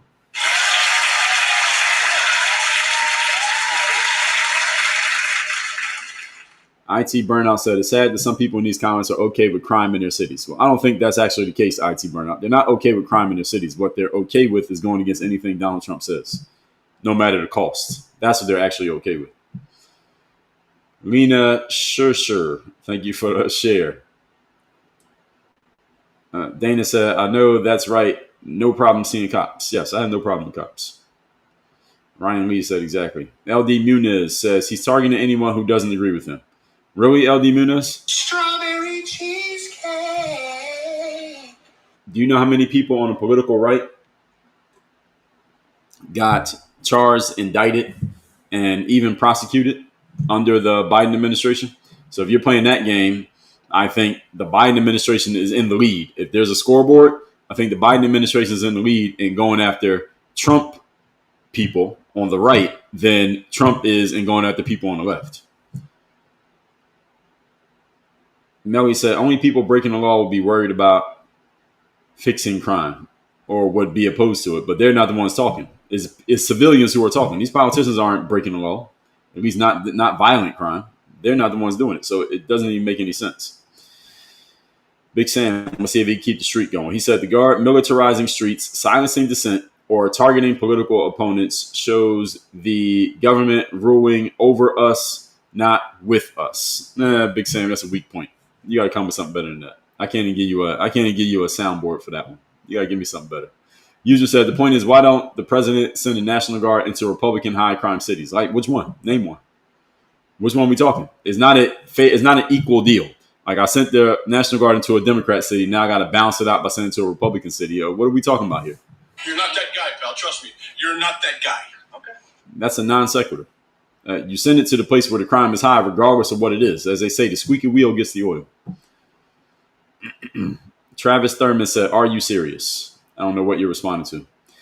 Bahan2377 said, over-policing don't work. But define over-policing. At what point is it just normal policing? At what point is it over-policing? Indie Valley Girl said, I love seeing cops around. I thanked one in the store the other day for his service. He was shocked. Yeah, that's great. I never thank the cop for his service, but I will say hello to cops when I see them. And I like seeing cops around too. It just means there will be no shenanigans. So Ryan Lee says facts, all facts. And right after that, Bahan2377 says false. Okay, so we have some disagreement out here. Travis Thurman says, so you just haven't experienced it. Haven't experienced what? I need context here. Many of you refer to things, but by the time I read your comment, I already moved past the point. So I need to know what you're talking about. That ninja comedy. So from my own experiences being in the South, cops are the problems. Okay, give me some context. What do you mean by that? Cops are the problem. Big Sam said, I can draw from several instances the cops are corrupt. Most people I know can draw from personal. Okay, so two of you back to back said you can draw from personal experience that cops do bad things. Well, first of all, let's get this clear. You're not that guy, pal. Trust me. You're not that guy. Okay. Both of what you're saying is a non sequitur because the bigger picture conversation here is about the entire city and the crime issue in a city, not necessarily your personal experiences. I've had personal experiences dealing with cops who were jerks too. At the same time, that does not make me dislike all cops. And it doesn't mean that all cops are jerks, nor does it mean that there's a whole bunch of crime going on somewhere that the answer is anything other than we need more police officers and more enforcement. That's still the answer.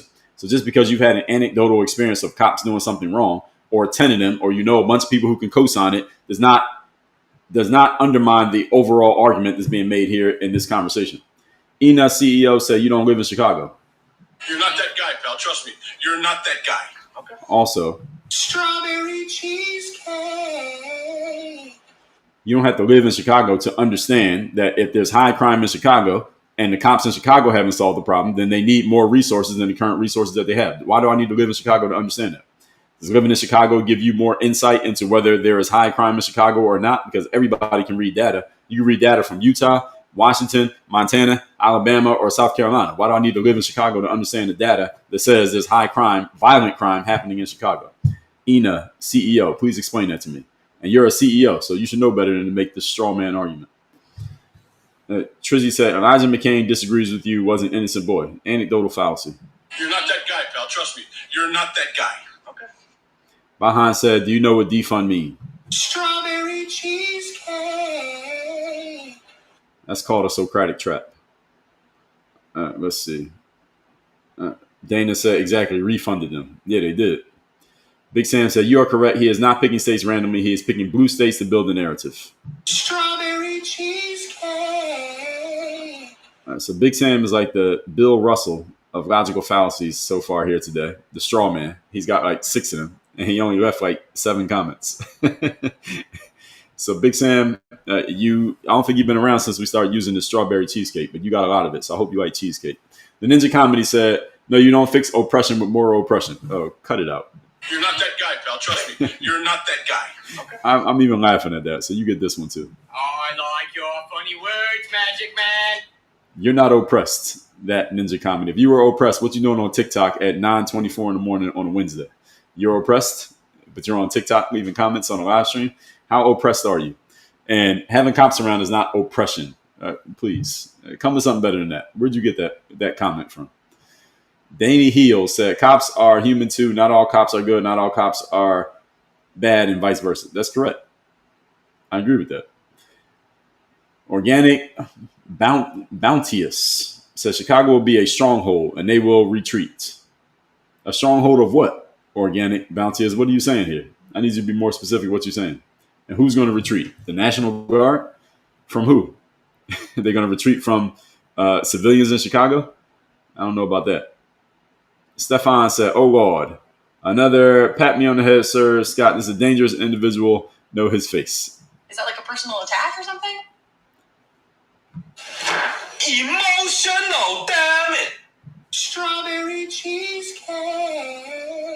All right, so you got all 3 of those. So this is a... Oh, I like your funny words, Magic Man. So you got the ad hominem. So you attacked me personally. You got a little bit of sarcasm here. So I gave you the appeal to ridicule. Then you have the appeal to emotion, calling it dangerous. And you got the straw man because you are misrepresenting my position in order to make it easier to argue against. So Stefan, congratulations. We got to give him an award for this when someone combines multiple fallacies together into one statement and they do it in actually a smooth way. So Stefan, what you said is not smooth, but you did combine 4 fallacies in one. So we got to come up with a name for this. So when someone combines the fallacy, I think we're going to call it the Russell Westbrook. It's like you got like a triple double of logical fallacies. I think we're going to call it the Russell Westbrook for now. That's the best name I can come up with off the top of my head. So Stefan, congratulations on the Russell Westbrook logical fallacy combination move. So you got like a combo. No, I won't call it Russell Westbrook because some of y'all don't know who he is. I think we'll call it the combo meal. I think we'll call this the combo meal logical fallacy. Let's see if they have anything about combo meals. Combination. All right, there we go. We'll use that. So if you have a logical fallacy combination, like what Stefan just did, you get this. Combination. If you're able to put them together into a combination. All right, let's see. Big Sam said, me, Streetwise is the name of a program. Big Sam, you know that that's not sponsored by BLM. Show me, is it a building? You said a program. I said a building built, an actual facility you can walk in and open the door, built by BLM with their name on it. There isn't one, and you just tried to come up with something cheap off that. Cut it out, Big Sam. Strawberry cheesecake. Actually, that's the wrong one. You get this one. You're not that guy, pal. Trust me. You're not that guy. Okay. Carver said, name 5 Republican-run cities with high crime rates. I'll wait. Yeah, I want people to name the cities. Somebody said that, and I said, what city are we talking? Dana Pecom family. Well, yeah, a little bit in their pockets. The rest went into their houses. They went to their houses. Richard Lawrence DeHart, good morning. Sketch said, preach. Thank you. GCC 114, thank you for the follow. User said, question, why have no military been sent to a high crime? You already asked the question. I asked you a question in response. What city are you referring to? Give me the name of the city. Trizzy said, they never took him to the car, man. You're not that guy, pal. Trust me. You're not that guy. Okay. Trizzy, there's a 30-minute body cam footage video from the George Floyd situation, in case any of you didn't see it. First of all, the cops go into, the body cam starts with the cops walking into the store, the Cup Foods store in Minneapolis, where George Floyd allegedly passed the, what do they call it, the counterfeit bill.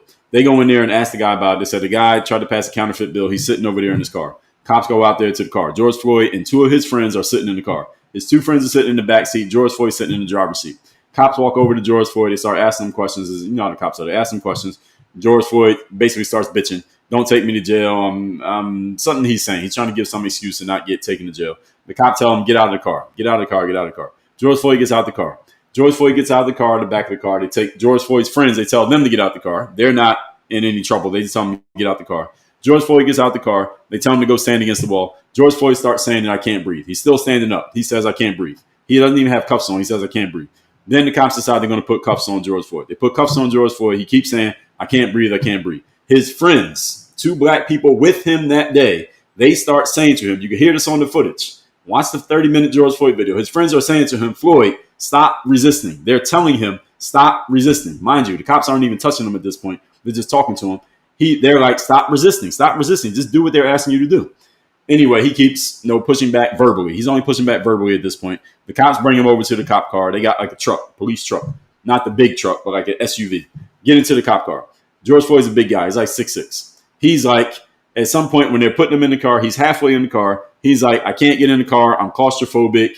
And he starts giving all these excuses why he can't get in the police car. I can't get in the car. So he's basically kicking with his legs, doesn't want to get in the car. There's 4 cops all trying to put this 1'6" black guy in the car, and he's fighting so much they can't get him in the damn car. He has to get put on the ground. He asked to get put on the ground. They put him on the ground.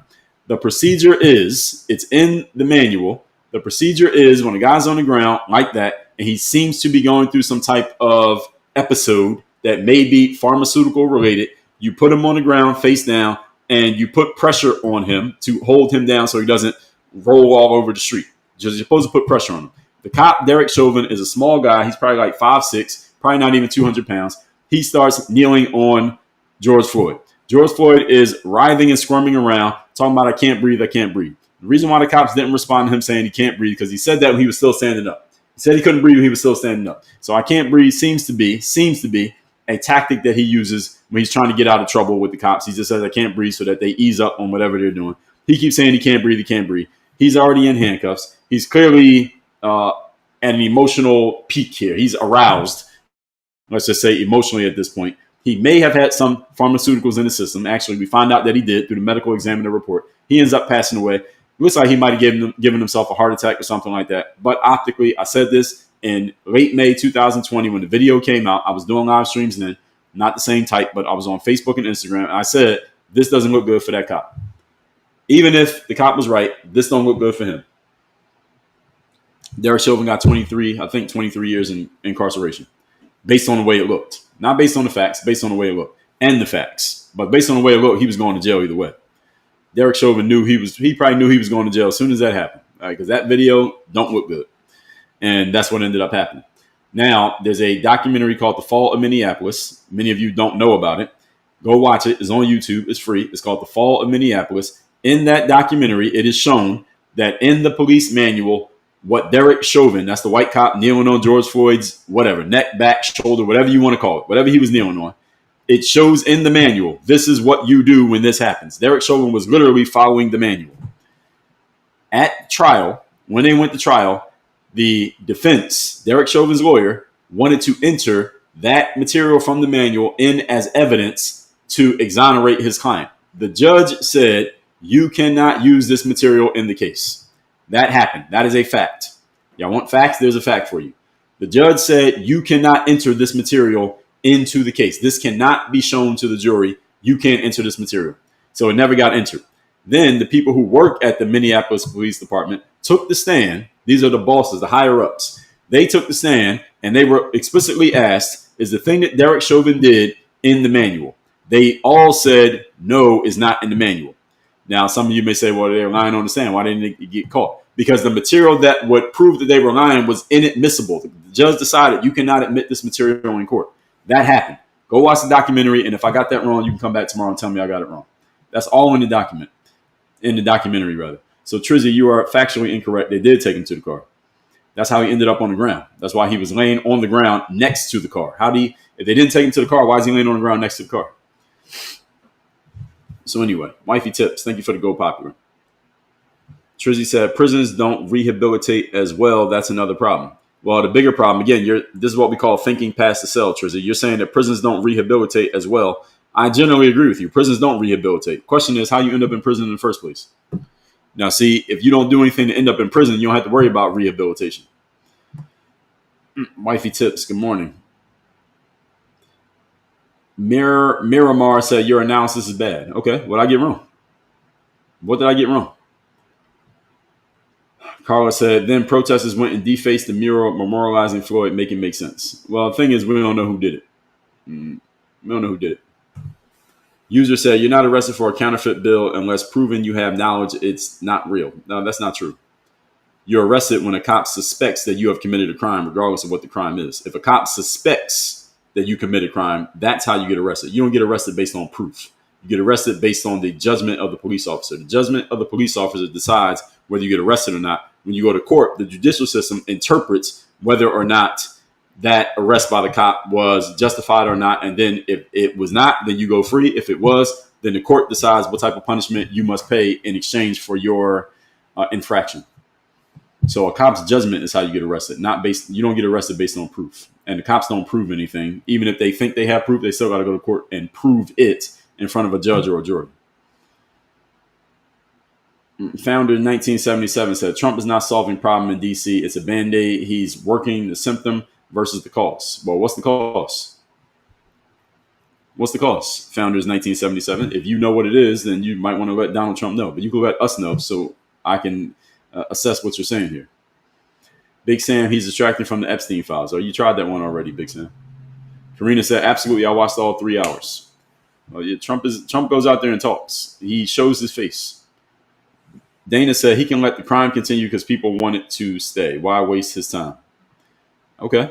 O-Dog said the same people that sprayed the N-word on LeBron James' gate, the same ones that defaced the mural. Well, we never even saw the N-word on LeBron's gate. He claimed that it happened, but we never actually saw it. Stephen D. Carver, thank you for the follow.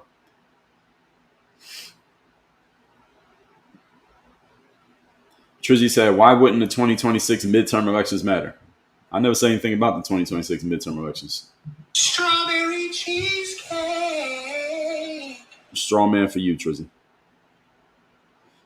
Trizzy said, why wouldn't you want to fix the root causes of crime in Chicago? Okay. Strawberry cheesecake. So Big Sam, you should watch out for Trizzy. I think he's coming for your title right now. He's trying to get more straw mans than you. And if you start a question in a form of why wouldn't you, often, not as much as the so or so you're saying, is often a tell for a straw man, which means you're about to take something that you're claiming that I'm saying or thinking, and then you're posing it to me in the form of a question. This is a Socratic trap. Socratic trap is when you ask somebody a question that's designed to trip them up, that's not even based on anything that they said, did, or believed, but you frame it as if that's what they said, and then you try to get them to argue on a point that you made up. That's what Trizzy just did here. That's why you got the strawberry cheesecake. S. Stafford said, you are not immune from Trump's bigotry and what's wrong with America. Okay. Emotional, damn it. Okay, so that's an appeal to emotion by S. Stafford. It's also Strawberry cheesecake. a straw man. And it's actually kind of funny, but you didn't try to be funny, so you can't get the appeal to ridicule. I'm not immune from Trump's bigotry. What exactly does that even mean, S. Stafford? I'm not immune from Trump's bigotry. What bigotry are you referring to? And what is it going to do to me since I'm not immune? And what has his bigotry done to you, first of all? And if I'm not immune, what is it going to do to me? And then explain exactly what the bigotry is. So I got 3 questions for you. Dana P. Com said, whoever votes for him after what Chicago looks like, then they'll get what they voted for, nothing. Well, they went from Lori Lightfoot to him. So I think people in Chicago are just, they want what they want. They like what they like. He got my lighter said most Chicagoans don't agree with Mayor Johnson. I would think so. I would think so. Jolene said more housing that taxpayers had to pay for. Yes, so these houses don't just come out of nowhere. School board, he got my lighter said. Jolene, thanks for the follow and the hearts. You joined the fan club too. Congrats. Big Sam, you said that like 10 times. Trizzy said, wow, a teacher that was heavily involved in this community. Let's see how you spin it. I very clearly said, so first of all, you put a laughing face after that. So. I like your funny words, Magic Man. I didn't spin it. I said that doesn't make him wrong. I just said he's been working in the public sector his whole life. That's all I said about it. I said that very clearly. You can rewind and hear me say it. Gemini said a lot of educated people equal heavily indoctrinated. However, I think a lot of PhD holders aren't heavily indoctrinated. Well, it depends on what they got their PhD in, where they got it from. And also, I mean, it's a case-by-case basis. We can't, with a blanket, put it over every single person. I speak in general directional terms, but we can't put it on every single individual. And being heavily educated doesn't mean heavily indoctrinated simply because the education system in America is indoctrination. It's not education, it's indoctrination. And there's a difference between the two. And if you know the etymology of the word education. We got 20 more minutes here, folks. We're already at 110,000 likes. Thank you. We've been active today. Thank you, everybody, for the likes. But keep them going. All right, don't relax. Trizzy said, so, here we go. Straw man is probably on the way. And we know the reputation of the commenter, Trizzy. Says, so, you have nothing bad to say about this mayor. Let's just spin it, bud. All right, so I'm going to give you one more. So Trizzy and Big Sam are in a tie right now for the most strongman logical fallacies today, but both of you have kind of run out of material. So we'll see if any of you can break the tie.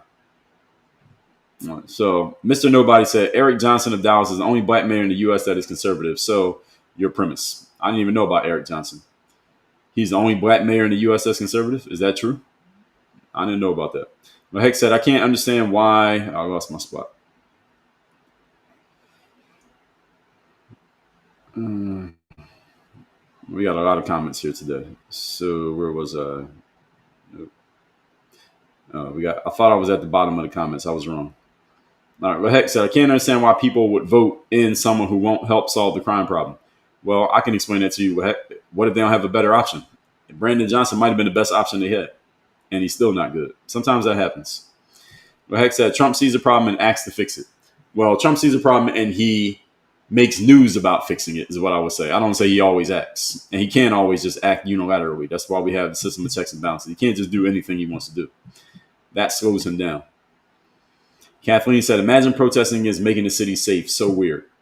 Well, that's not what they're protesting against. They're protesting against Trump. And in the process, if it doesn't make the city safer, then that's collateral damage. The biggest issue is protesting Trump. It's not protesting safety. Trinzy Shop, thank you for the follow. Big Sam, are you kidding me? Trump's base and Trump are uber racist. Is that like a personal attack or something? Well, if you're going to call somebody racist, you would have to prove it. And racism, by definition, first definition out of Merriam-Webster dictionary is racism is a way of thinking. And since you are incapable of reading other people's minds, you can't assert that another person is racist. So just calling somebody racist is a non sequitur off the top without even finding out anything else you have to say. You're not that guy, pal. Trust me. You're not that guy. Okay. Rust in Peace said, no father in the home is the root of the problem. Step up and be a man. I agree with that generally. Corey Waddell said, I think the mayor of Memphis requested the National Guard. I didn't hear about that, but okay. Let's see if he takes it. Stassi Lynn, thank you for the follow. Jolene said, why do black leaders never hold people accountable? Jolene, that's a bit of a blanket statement. I'll give you a non sequitur for that one. You're not that guy, pal. Trust me. You're not that guy. Jolene, that's too much of a blanket statement. We can't go that far. Now, there are black leaders who do hold people accountable. It depends on what black leader you're talking. Now, these people we're talking about here today, many of them happen to be black. And it's not that they don't hold people accountable, is that they are picking and choosing which accountability, in which ways, and in which situations. So we got to be specific there. We can't put that on an entire group of people. Sard said, you could tell them that a million times, no common sense with TDS involved. Yes, exactly. That's true.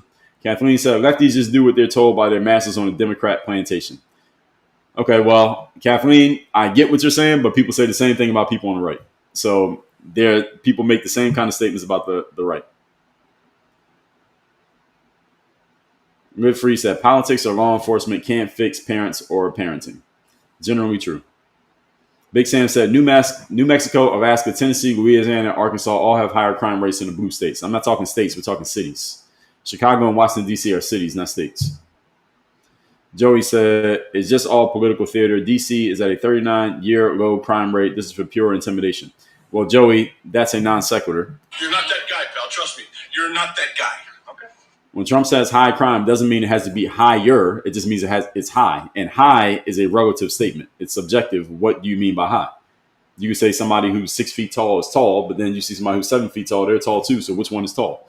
It depends on your perspective. So DC being at a 39-year low crime rate is several things that can go into that. And we talked about this when I talked about this specific thing about DC about a week and a half ago, Joey. Number one is that it's at a low compared to what? So if someone's crime rate is all the way up here and everybody else is down here and then yours is lower than it was before, it's low, but does that mean it's lower? No. It can still be an issue even though it's lower than what it used to be. It's like if you're in debt by 20 grand and then you pay off 10 grand, and you're in debt by 10 grand, your debt got cut in half, but you're still 10 grand in debt. It's still debt. So it still matters. So it depends on what you're comparing it to. And I'm not saying you're doing it, Joey, you might be, but you're not doing it here in this comment, is that people can play language games with this stuff. Well, it's low. Oh, so what? Low compared to what? What was it before? And secondly, the people in DC, anecdotally rather, said that with the National Guard around, crime has been down, and they went 10 days straight with no homicides, which is a statistical fact also. And I wouldn't say it's all political theater. It's part of political theater. Everything that happens in politics is part of theater, especially with Donald Trump. He understands how to navigate the theater. And DC being at a 39-year low crime rate also has to be compared to what is the crime in other cities, and is DC's higher than everybody else's already. So even though it's lower, does not mean it is low relative to what Donald Trump would want it to be. And being that he's the president and he can use this Home Rule Act to engage the National Guard in the city of DC, he still has a right to do so. So to say this is pure intimidation is not true. And who is he intimidating? By the way, Joey, who's he intimidating? The criminals? It wouldn't intimidate me. If I saw the National Guard walking around where I live, I would not be intimidated. Why? Because I'm not committing a crime. So if that's what they're here to do, fight crime, okay, cool. Good to see you, National Guard. Have a good day. I'm not concerned because they ain't doing nothing to me because I'm not committing crime. So your frame is directionally, I can see how it could be persuasive to the right person, but when broken down logically, it doesn't add up. Jolene said, after we get crime under control, we need to revamp our schools. Jolene, I think you're asking a lot. Don't think past the sale. You're thinking past the sale of getting crime under control. First of all, let's do that. Then we can talk about the schools. Trizy said, more cops is fine. More funded cops is fine. Militarizing the military to civilian cities isn't. What's the difference? So let's say you send in the military or you send in a cop. What's the difference? If you're not committing a crime, I don't care if it's a military standing on the corner or a cop standing on the corner. What's going to happen?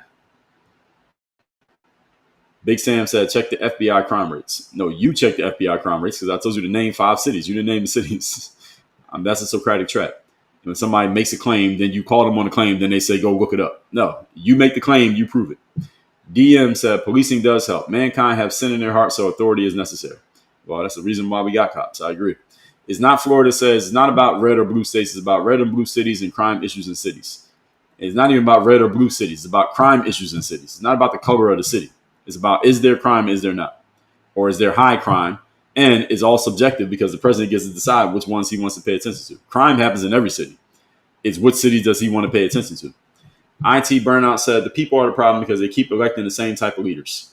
Well, not necessarily. What if those are the only people who are running for office? IT Burnout. Eventually, you got to vote for somebody. If that's the only options you got, what you going to do? Well, Hex says, I'm white. I have dealt with good and bad cops. I think we all have. Gemini Gypsy said, my husband is a retired LEO. That's a law enforcement officer. 20 years. He got a lot of people off the streets, one of the good ones. Well, great. Good for him. Trey Field said, Baltimore crime rate is at a 50-year low. Compared to what? 50-year low compared to where was it? And how does that compare to other cities? Just being at a 50-year low it's an anecdotal point, and it's easy to manipulate people with stats. You're not that guy, pal. Trust me. You're not that guy. Okay? There's a book out there called How to Lie with Statistics, and not a bunch of you, but a couple of you have thrown out things out here. You're throwing out data as if that proves an argument. The data does not prove an argument. because we would need to see all of the data. We need to see how the data is parsed. We also need to see how the data is recorded and reported. And it's very easy. Any of you seen the TV show The Wire? They did it in the season on the schools. They also did it in the season on the cops. They call it juking the stats. What is juking the stats? Juking the stats is when you take a felony assault and instead of making it a felony, you make it a misdemeanor. So it looks like crime is down. So if you take 100 felony assaults and instead record them as misdemeanor assaults, it looks like felony crime is down. And technically it is because you reported it in a certain way, but you're simply underreporting things based on how you used to do it. So we used to call this a felony. Now we're going to call that same thing a misdemeanor. Now it looks like crime went down, even though the exact same crimes are happening. All that changes is the way that you decided to report it. That's very easy to do when you're running a public municipality. It happens in the school system with grades and standardized tests. It happens with everyday grades like report cards, and it also happens in the police district when it comes to reporting crime. So it's very easy to do that and fool people with it. And obviously, a few of you have been fooled by that. Doesn't necessarily mean that they're lying, but it also doesn't mean they're telling the truth. This is the reason why you don't trust governments. The PR pinup says Chicago is like 94th on the list of high crime cities. Explain why he is not targeting the highest. Well, for this is a Socratic trap, so you get a strawberry cheesecake. You said they're like 94th. So what does that mean? Are you citing specific data, or are you speaking directionally trying to be hyperbolic here? So if they're 94th, they're 94th. If they're 93rd, they're 95th. What number are they if you have an actual number and a source? And we can't see that here, so I'm not going off of any data that any of you are claiming to have reported here. As you can see, I'm knocking these down. You would have to actually prove that with an actual link to the actual data, which we don't have in front of us because you can't post links in the comments. So any of you trying to state data as if this is proof of your argument, unless we all already know this data, we can't go off of that because I don't believe you, especially if you're trying to disprove what I'm saying. Notice that I'm not just giving you any data here because I'm not asking you to trust anything that I say either. I'm making a logical argument that you can understand. You said they're 94th on the list of high crime cities. Okay, let's just leave that there, as I already explained. Explain why he is not targeting the highest. Well, that's a Socratic trap.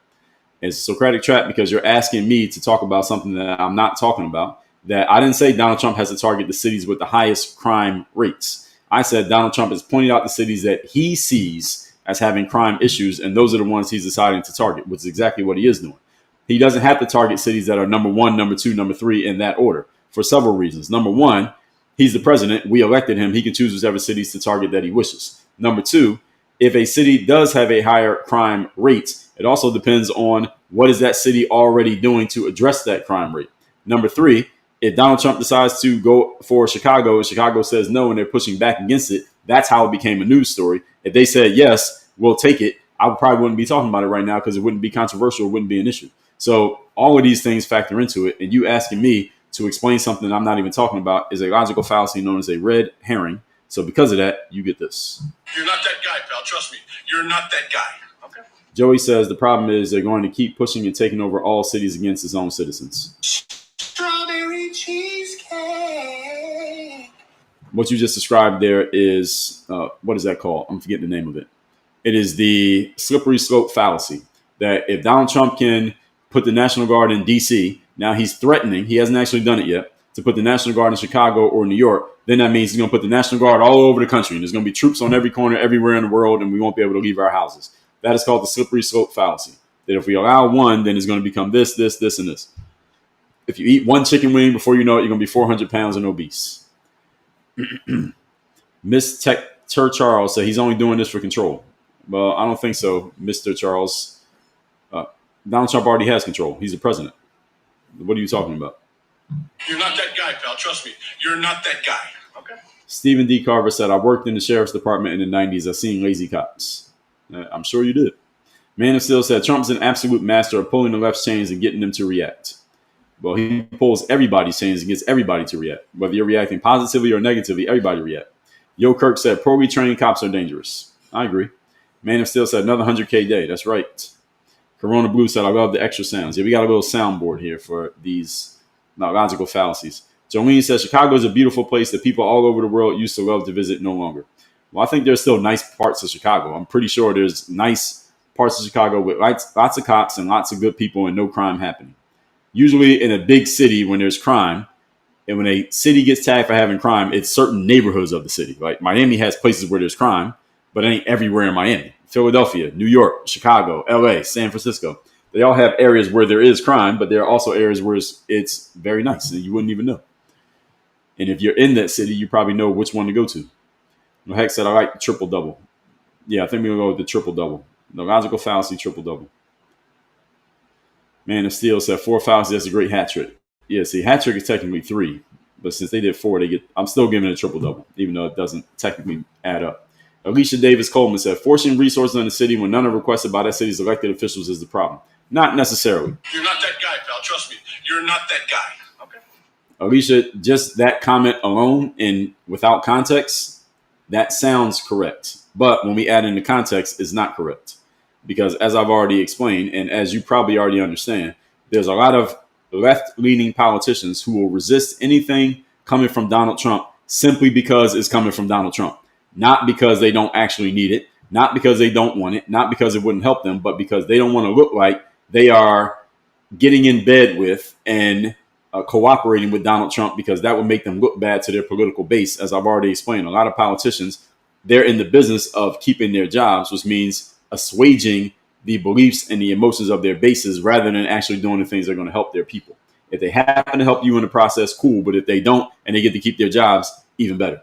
So, Alicia, what you're saying, again, in a vacuum makes sense, but in context, it does not.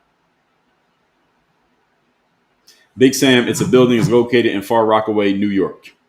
So you're saying there's a BLM-sponsored building.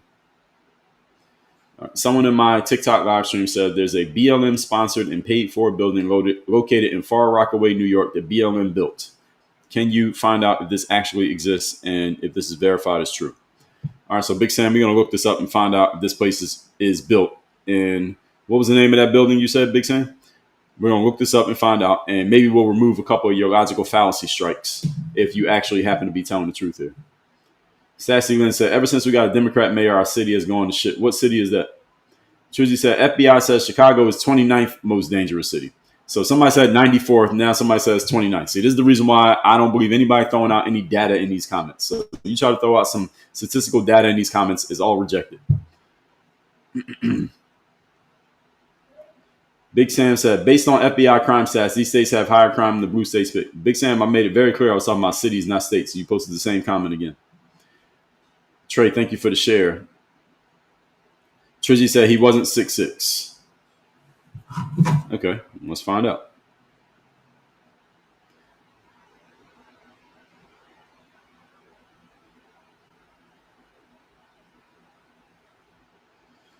So, George Floyd, according to Wikipedia, was 6 feet 7 inches tall. Not even 6'6", he was 6'7". But then when I go deeper into this, looking on his Wikipedia, so Google search assist says 6'7", then Wikipedia says 6'6". So whichever one you want to pick, Trizzy, he was 6'6". So that one is solved. Now, according to Big Sam, he said that there was a BLM building in Far Rockaway, New York. So there is no credible evidence that Black Lives Matter built or directly sponsors a building in Far Rockaway, New York. So is there anything in here? I don't know what you're talking about, Big Sam. We need a name. We need a name of this building that you're claiming is in Far Rockaway, New York. You see what I mean, everybody? You're not that guy, pal. Trust me. You're not that guy. People be trying to throw stuff out here in the comments in order to make arguments. This is what people do. When someone's in the midst of a conversation and they strongly disagree with something, they will throw out anything and frame it as if it's a fact in order to try to make a point, even when their quote unquote fact is complete bullshit. So Trizzy, you out here saying a bunch of dumb shit. Big Sam, you out here saying dumb shit, talking about BLM built a building in Far Rockaway, New York that you can't even name and it doesn't even exist. Come on. Y'all got to do better than this. I expect more of my audience. So Jolene said, watch the fall of Minneapolis on YouTube. Yes, I brought it up. Trizzy said the police officer was 5'9". Okay, whatever. Big Sam said it does not play to the narrative of performative politics. Red states order, blue chaos. What does that mean? Chest drumming ninja said this is standard martial arts training. What are you referring to? Super Van X, thank you for the follow. Kathleen said Big Sam is a federal employee. I don't know, is he? Are you a federal employee, Big Sam? Brian Miller said the law is the law. The cops are found guilty of murder. Well, the courts are the courts, Brian, is what I would say. I would say the courts are the courts. That that whole situation, if you watch the fall of Minneapolis, brings a lot of things into question. That's what I would say about that. You are right that they were found guilty of murder, and you're also right that the law is the law. But in a vacuum, what you said is true, but in context, a lot of things are brought into question. And that's the other thing that all of you got to be careful of, is that it's very easy to take something and make a statement in a vacuum that sounds unassailable, but when you put that statement with context, it's not as unassailable as it sounds. So Brian Miller, I agree with you. However, when we add in context, that statement is not as solid as it appears to be. Real Mama said handcuffs on. Yes, the handcuffs are on. Trizzy said some people are put into prison that are innocent. Trizzy, is that a serious question? You're not that guy, pal. Trust me. You're not that guy. Okay. Yes, people get arrested all the time who are innocent. People get their criminal convictions vacated all the time. That happens often to black people. Tyrell said, why do people care about criminals? Because they are American citizens and we have to live amongst these people if they ever get out of prison. And our dollars are paying for those prisons often, not always, but often. And it's paying for the courts and the people who have to send them through the court system. So we should care about criminals because we have to spend money on processing and prosecuting those people. It's Shug. Good morning. Good to see you. You just said that's not true. You get arrested for probable cause. Well, you get arrested if the cop believes that you committed a crime. If they have a probable reason to believe you committed a crime, it's the same thing. So it's not true. We're saying the same thing. Domo says suspicion before proof. Yes, you can be arrested on suspicion. And it's based on the cop's judgment. Cops have situational authority. Their judgment says you get arrested or you don't get arrested. Then you go to court to prove whether they were right or wrong. That's the way it works. Joanne said, why do liberals always want to protect criminals? Well, not all of them. I get what you're saying, Joanne, but not all of them. Wild Terry, but they have planted their flag here. You're right about that part. Carla, thank you for the popular. Wild Terry said, I love your lives. Keep up the great work. Thank you. I will go a few more minutes here, folks. We're in overtime here. I'll give y'all a little bit of overtime because the comments are active here today. So I'll answer a few more and then we'll wrap up. Domo said, only Democrats complain about reducing crime. Trizzy said, you said Trump doesn't have anything to do for more points. Like, come on. Okay. I don't know what you want me to say about this. Renee said, oh my goodness, I'm crying with the strawberry cheesecake. That's amazing. Yeah, it is funny. Let me do it again. Strawberry cheesecake. Man of Steel said the crime statistics have been skewed due to liberal areas. Ashley said, SIL is a D1 football player in SEC. Which of your books is for his first one? Get him the Mirror of Motivation. Get him this one. SIL, I think you mean son-in-law? This one, mirrorofmotivation.com. This is the book you should get. Mirrorofmotivation.com is where you can get that. Now, I lost my spot in the comments. Let me answer a few more comments and we'll wrap this up, everybody. Where was I? Oh, there it is. Man of Steel said the crime stats have been skewed due to liberal areas opting to not report certain things. They either don't report or they underreport. And you can easily manipulate crime data by just choosing which way you want to report it or if you want to record it or not. Again, watch The Wire and they show you exactly how they do it. If they want to look like they're hard on crime, then they start reporting more crimes. They want to look like crime is down, then they just stop reporting crimes. That's the way it works. Man of Steel said FBI gave the option of not reporting certain crime statistics. Yes, exactly. Tyrell said people keep saying housing like these criminals don't have subsidized houses already. LOL. Yeah, and if they're criminals, they're going to do crime anyway. You can have a house and still do crime. People acting like the only people doing crime is homeless people. No, people with houses do crime. Wild Terry says Chicago's Johnson and Savannah's mayor are literally one and the same. Kathleen said they're running out of scripts. A few more comments, folks, and we'll wrap this up. Big Sam said, why do you use the first definition? Why not use the second definition? Because often the definitions are giving you different ways of interpreting the same word. I use the first definition because the first definition of any word is the most common usage colloquially of that term, Big Sam. So that's why. And I'm an absolutist when it comes to definitions of words and terms. The first one is the most common usage. So the first definition of racism is a way of thinking. So you cannot accuse someone or assert that someone else is racist unless you can read their minds. And since no one can read another person's mind, you can't logically assert that another person is racist. But people do it all the time. This is the foundation of race hustling. Is calling somebody else racist when that requires you to know what they're thinking. T-Bone Thomas, thank you for the follow. Or unless they admitted that they're race hustling. Holmes said, I ordered your books. Cannot wait to get them. Good stuff. Mirrorofmotivation.com. This is the book you should start with when it comes to being who you need to be, doing what you need to do, and having what you want to have. Yes, Man of Steel, correct. The first definition of any word is the most generally accepted and most commonly used way that the word is defined.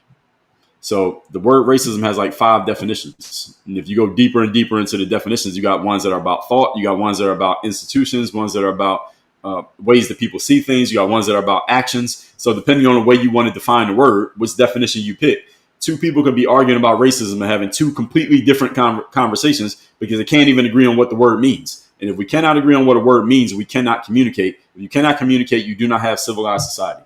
The reason we have civilization is because we can communicate. When I say words, y'all know what I mean. If we can't agree on what a word means, then what are we doing? So a few more comments and we'll wrap this up, folks. Tara said, policies makes a difference for crime. Red or blue matters. I don't know about that, Tara. I mean, if I go out and take somebody's life with a gun, does policy make a difference? Whether I do it in a red state or a blue state, the policy is the policy. But I still did it, and I'm still going to get caught, and the cops are still going to arrest me for the same thing. Generally speaking, now the levels of it are different, but I don't think policy makes a difference whether you did a crime or not. I don't think somebody says, all right, I live in a blue state. If I do this crime, the policy says this, so let me move to a red state and do the same crime. I don't think that's what happens. I get what you're saying directionally here, Tara, but generally when we're talking about the criminal, I don't think policy plays a role in what they do or don't do. Sarah said, it was found they were lying about the crime stats in blue cities. Well, we know they lie about the crime stats. We already know that's happening. Marlene said it's called padding the stats. Well, we call it juking the stats because you can juke them up or down. Padding is usually making the stats look bigger. Juking is when you can go in any direction. Karina said people with TDS are not ready for this level of thinking. Yeah, so Trizzy said, this is why you don't trust governments as you blindly follow this government. And he put a laughing emoji at the end. So Is that like a personal attack or something? I like your funny words, Magic Man. I blindly follow this government. Please explain to me how I blindly follow this government. I would love to hear how I'm doing that. Carla said, this dude is on fire. Thank you, Carla. Soy Latina, thank you for the share. SARS 1201, thank you for the follow. A couple more comments here, folks. We're in overtime right now. Usually finish at 10 o'clock. Carla said, a lot of left-leaning politicians will resist anything Trump does, even to the detriment. Yes, they will. Ante Vassin says, if it actually helps Black Americans, you can bet Democrats will be against it. I get what you're saying. I like your funny words, Magic Man. Trizzy said, the autopsy said 6'4". Well, you're splitting hairs now. You're not that guy, pal. Trust me. You're not that guy. Okay. Right, Trizzy, you ran out of material, so now you're trying to split hairs on how tall was a dead man. All right, so let's get back to the substance if you got any. Ken Justick said, good morning from Ohio. I'll try and follow you every day. Well, good stuff. Ashley said, he's mistaken for the BLM CEO mansion. Yeah, and it damn sure ain't in Far Rockaway. It's in California somewhere. Howard Cremians, thank you for the follow. Big Sam said, Amplify Queens Streetwise MBA program is run by the Rockaway Development and Revitalization Corporation, RDRC. Big Sam, what the hell that got to do with BLM? I said a BLM building and you named something that's not run by BLM. So Big Sam, you just straight up lying to us now? Is that what you're doing here? You just going to lie? Emotional, damn it. Strawberry cheesecake. So a couple more comments here, folks. All right, so Trizzy and Big Sam, y'all are tied. Y'all get co-MVPs here today. Y'all like Kobe and Shaq, all right, when it comes to the logical fallacies. All right, so y'all have been recognized and acknowledged, but enough. All right, Astro138 said, unfortunately, it's rarely mentioned when they get their sentences vacated. Yes, it is rarely mentioned. That is true. Andrew Tripp said, Trump is targeting cities with high crime rates that just happen to be run by Black mayors. Generally correct. Yes, your son-in-law, Ashley. Get him this book, mirrorofmotivation.com. Astro said, how long until the pendulum swings to liberals realizing crime hurts their cities? They know that. It's just that it seems that they look at it as if I'm not quite sure how to solve this problem. I don't think they know how to solve the problem. If they knew how, I think they would do it. I don't think they want crime. I don't think anybody wants crime. I think they've accepted that this is pretty much how it is. And with the resources we have, there's not much more we can do. I think that some mayors are looking at it that way, and this is what it is. But I might be wrong. I'll have to sit down and talk to one of them and find out. Thank you, Ashley Mack. So, Dana Pecom, thank you for the follow. Trey, thank you for the share. Patsy Barrow, thank you for the like. All right, everybody. I'll do these live streams Monday through Friday, 8 a.m. Eastern. I'll tell you one book you can get is this one, mirrorofmotivation.com. This book has been hot the last couple weeks. Get this book for free. Just cover the shipping. Go to mirrorofmotivation.com. The subtitle is The Self-Guide to Self-Discipline. Discipline is the foundational piece when it comes to mindset and it comes to success. I'll send you this book free. All we ask that you cover the shipping. While you're there, we will offer you more books. I got a bundle of books called the Bulletproof Bundle. When you go get this book, there's a checkbox right there on the form when you're putting in your information. It's going to ask you, do you want the Bulletproof Bundle? The Bulletproof Bundle includes this book called The Super You. This is probably if I get people telling me what book changed their life the most, is usually this one, The Super You. This book is not even that long, but a lot of people tell me this book changed their lives. This book is all about confidence, how to have your highest possible level of confidence. This book is called The Super You. This is part of the Bulletproof Bundle. You can get it at mirrormotivation.com. The mental handbook, the guidebook to approaching sports and life with a bulletproof mindset, and 100 mental game best practices, how to play the most important game you'll ever be in, which is the mental game. These 4 books together are called the Bulletproof Bundle. You can get these by going to mirrorofmotivation.com. This page, mirrorofmotivation.com, and you can tell us where to send your books called the Bulletproof Bundle. So B. Miller said, people refuse to read and do basic research. You're proving people wrong by just reading surface level information. Well, people aren't trying to do research, B. Miller. They're just trying to make a point. The goal is not to do research. The goal is to make a point. So I get what you're saying, though. Everybody, I do these live streams Monday through Friday, 8 a.m. Eastern. You like this one, come back tomorrow. Topic to be determined. Don't know what I'm going to talk about. We'll see what happens in the news here today. Hopefully Donald Trump does something, if he's the gift that keeps on giving. Donald Trump's the best topic. But if something else comes up, we'll talk about that too. Thank you to all the regulars who have been in here consistently. Thank you to my moderators for keeping things in order. Thank you to the logical fallacy winners. I've been throwing out the logical fallacies. Y'all make this fun too. So shout out to the people disagreeing with me with the logical fallacies. Shout out to the people agreeing with me. Shout out to the people who are just watching, not saying anything. Shout out to everybody liking. We did 130,000 likes here today. We do 100K every single day here on these lives on TikTok. The replay will be on YouTube. You want to see my everyday story on social media, follow me on Instagram. My Instagram is in my profile here. You want the replays, they'll be on my YouTube. That link's in there. You want to get links to the books that I just told you about, like mirrorofmotivation.com, thirddaybook.com, salesdisciplinebook.com. Go to the link in my profile on TikTok. There's a page there that has links to all this stuff. So you don't have to remember anything that I said. You want to get into our coaching program. Entry-level program is called The Circle. It's only $97 a month. Process, discipline, systems, accountability, all of that is covered inside The Circle. You have me as your direct coach. Live calls with me twice a month. Get into the group chat. Get access to Dre GPT. That's my 24/7 available chat bot. That can show you some logical fallacies too. Go to mirrormotivation.com. Go to the link in my profile on TikTok. That's where we have links to everything that I just mentioned. You don't have to remember anything. Click that link. It'll take you to a page that has everything. I will see everybody tomorrow morning, 8 a.m. Eastern. We are out of here. Work on your game.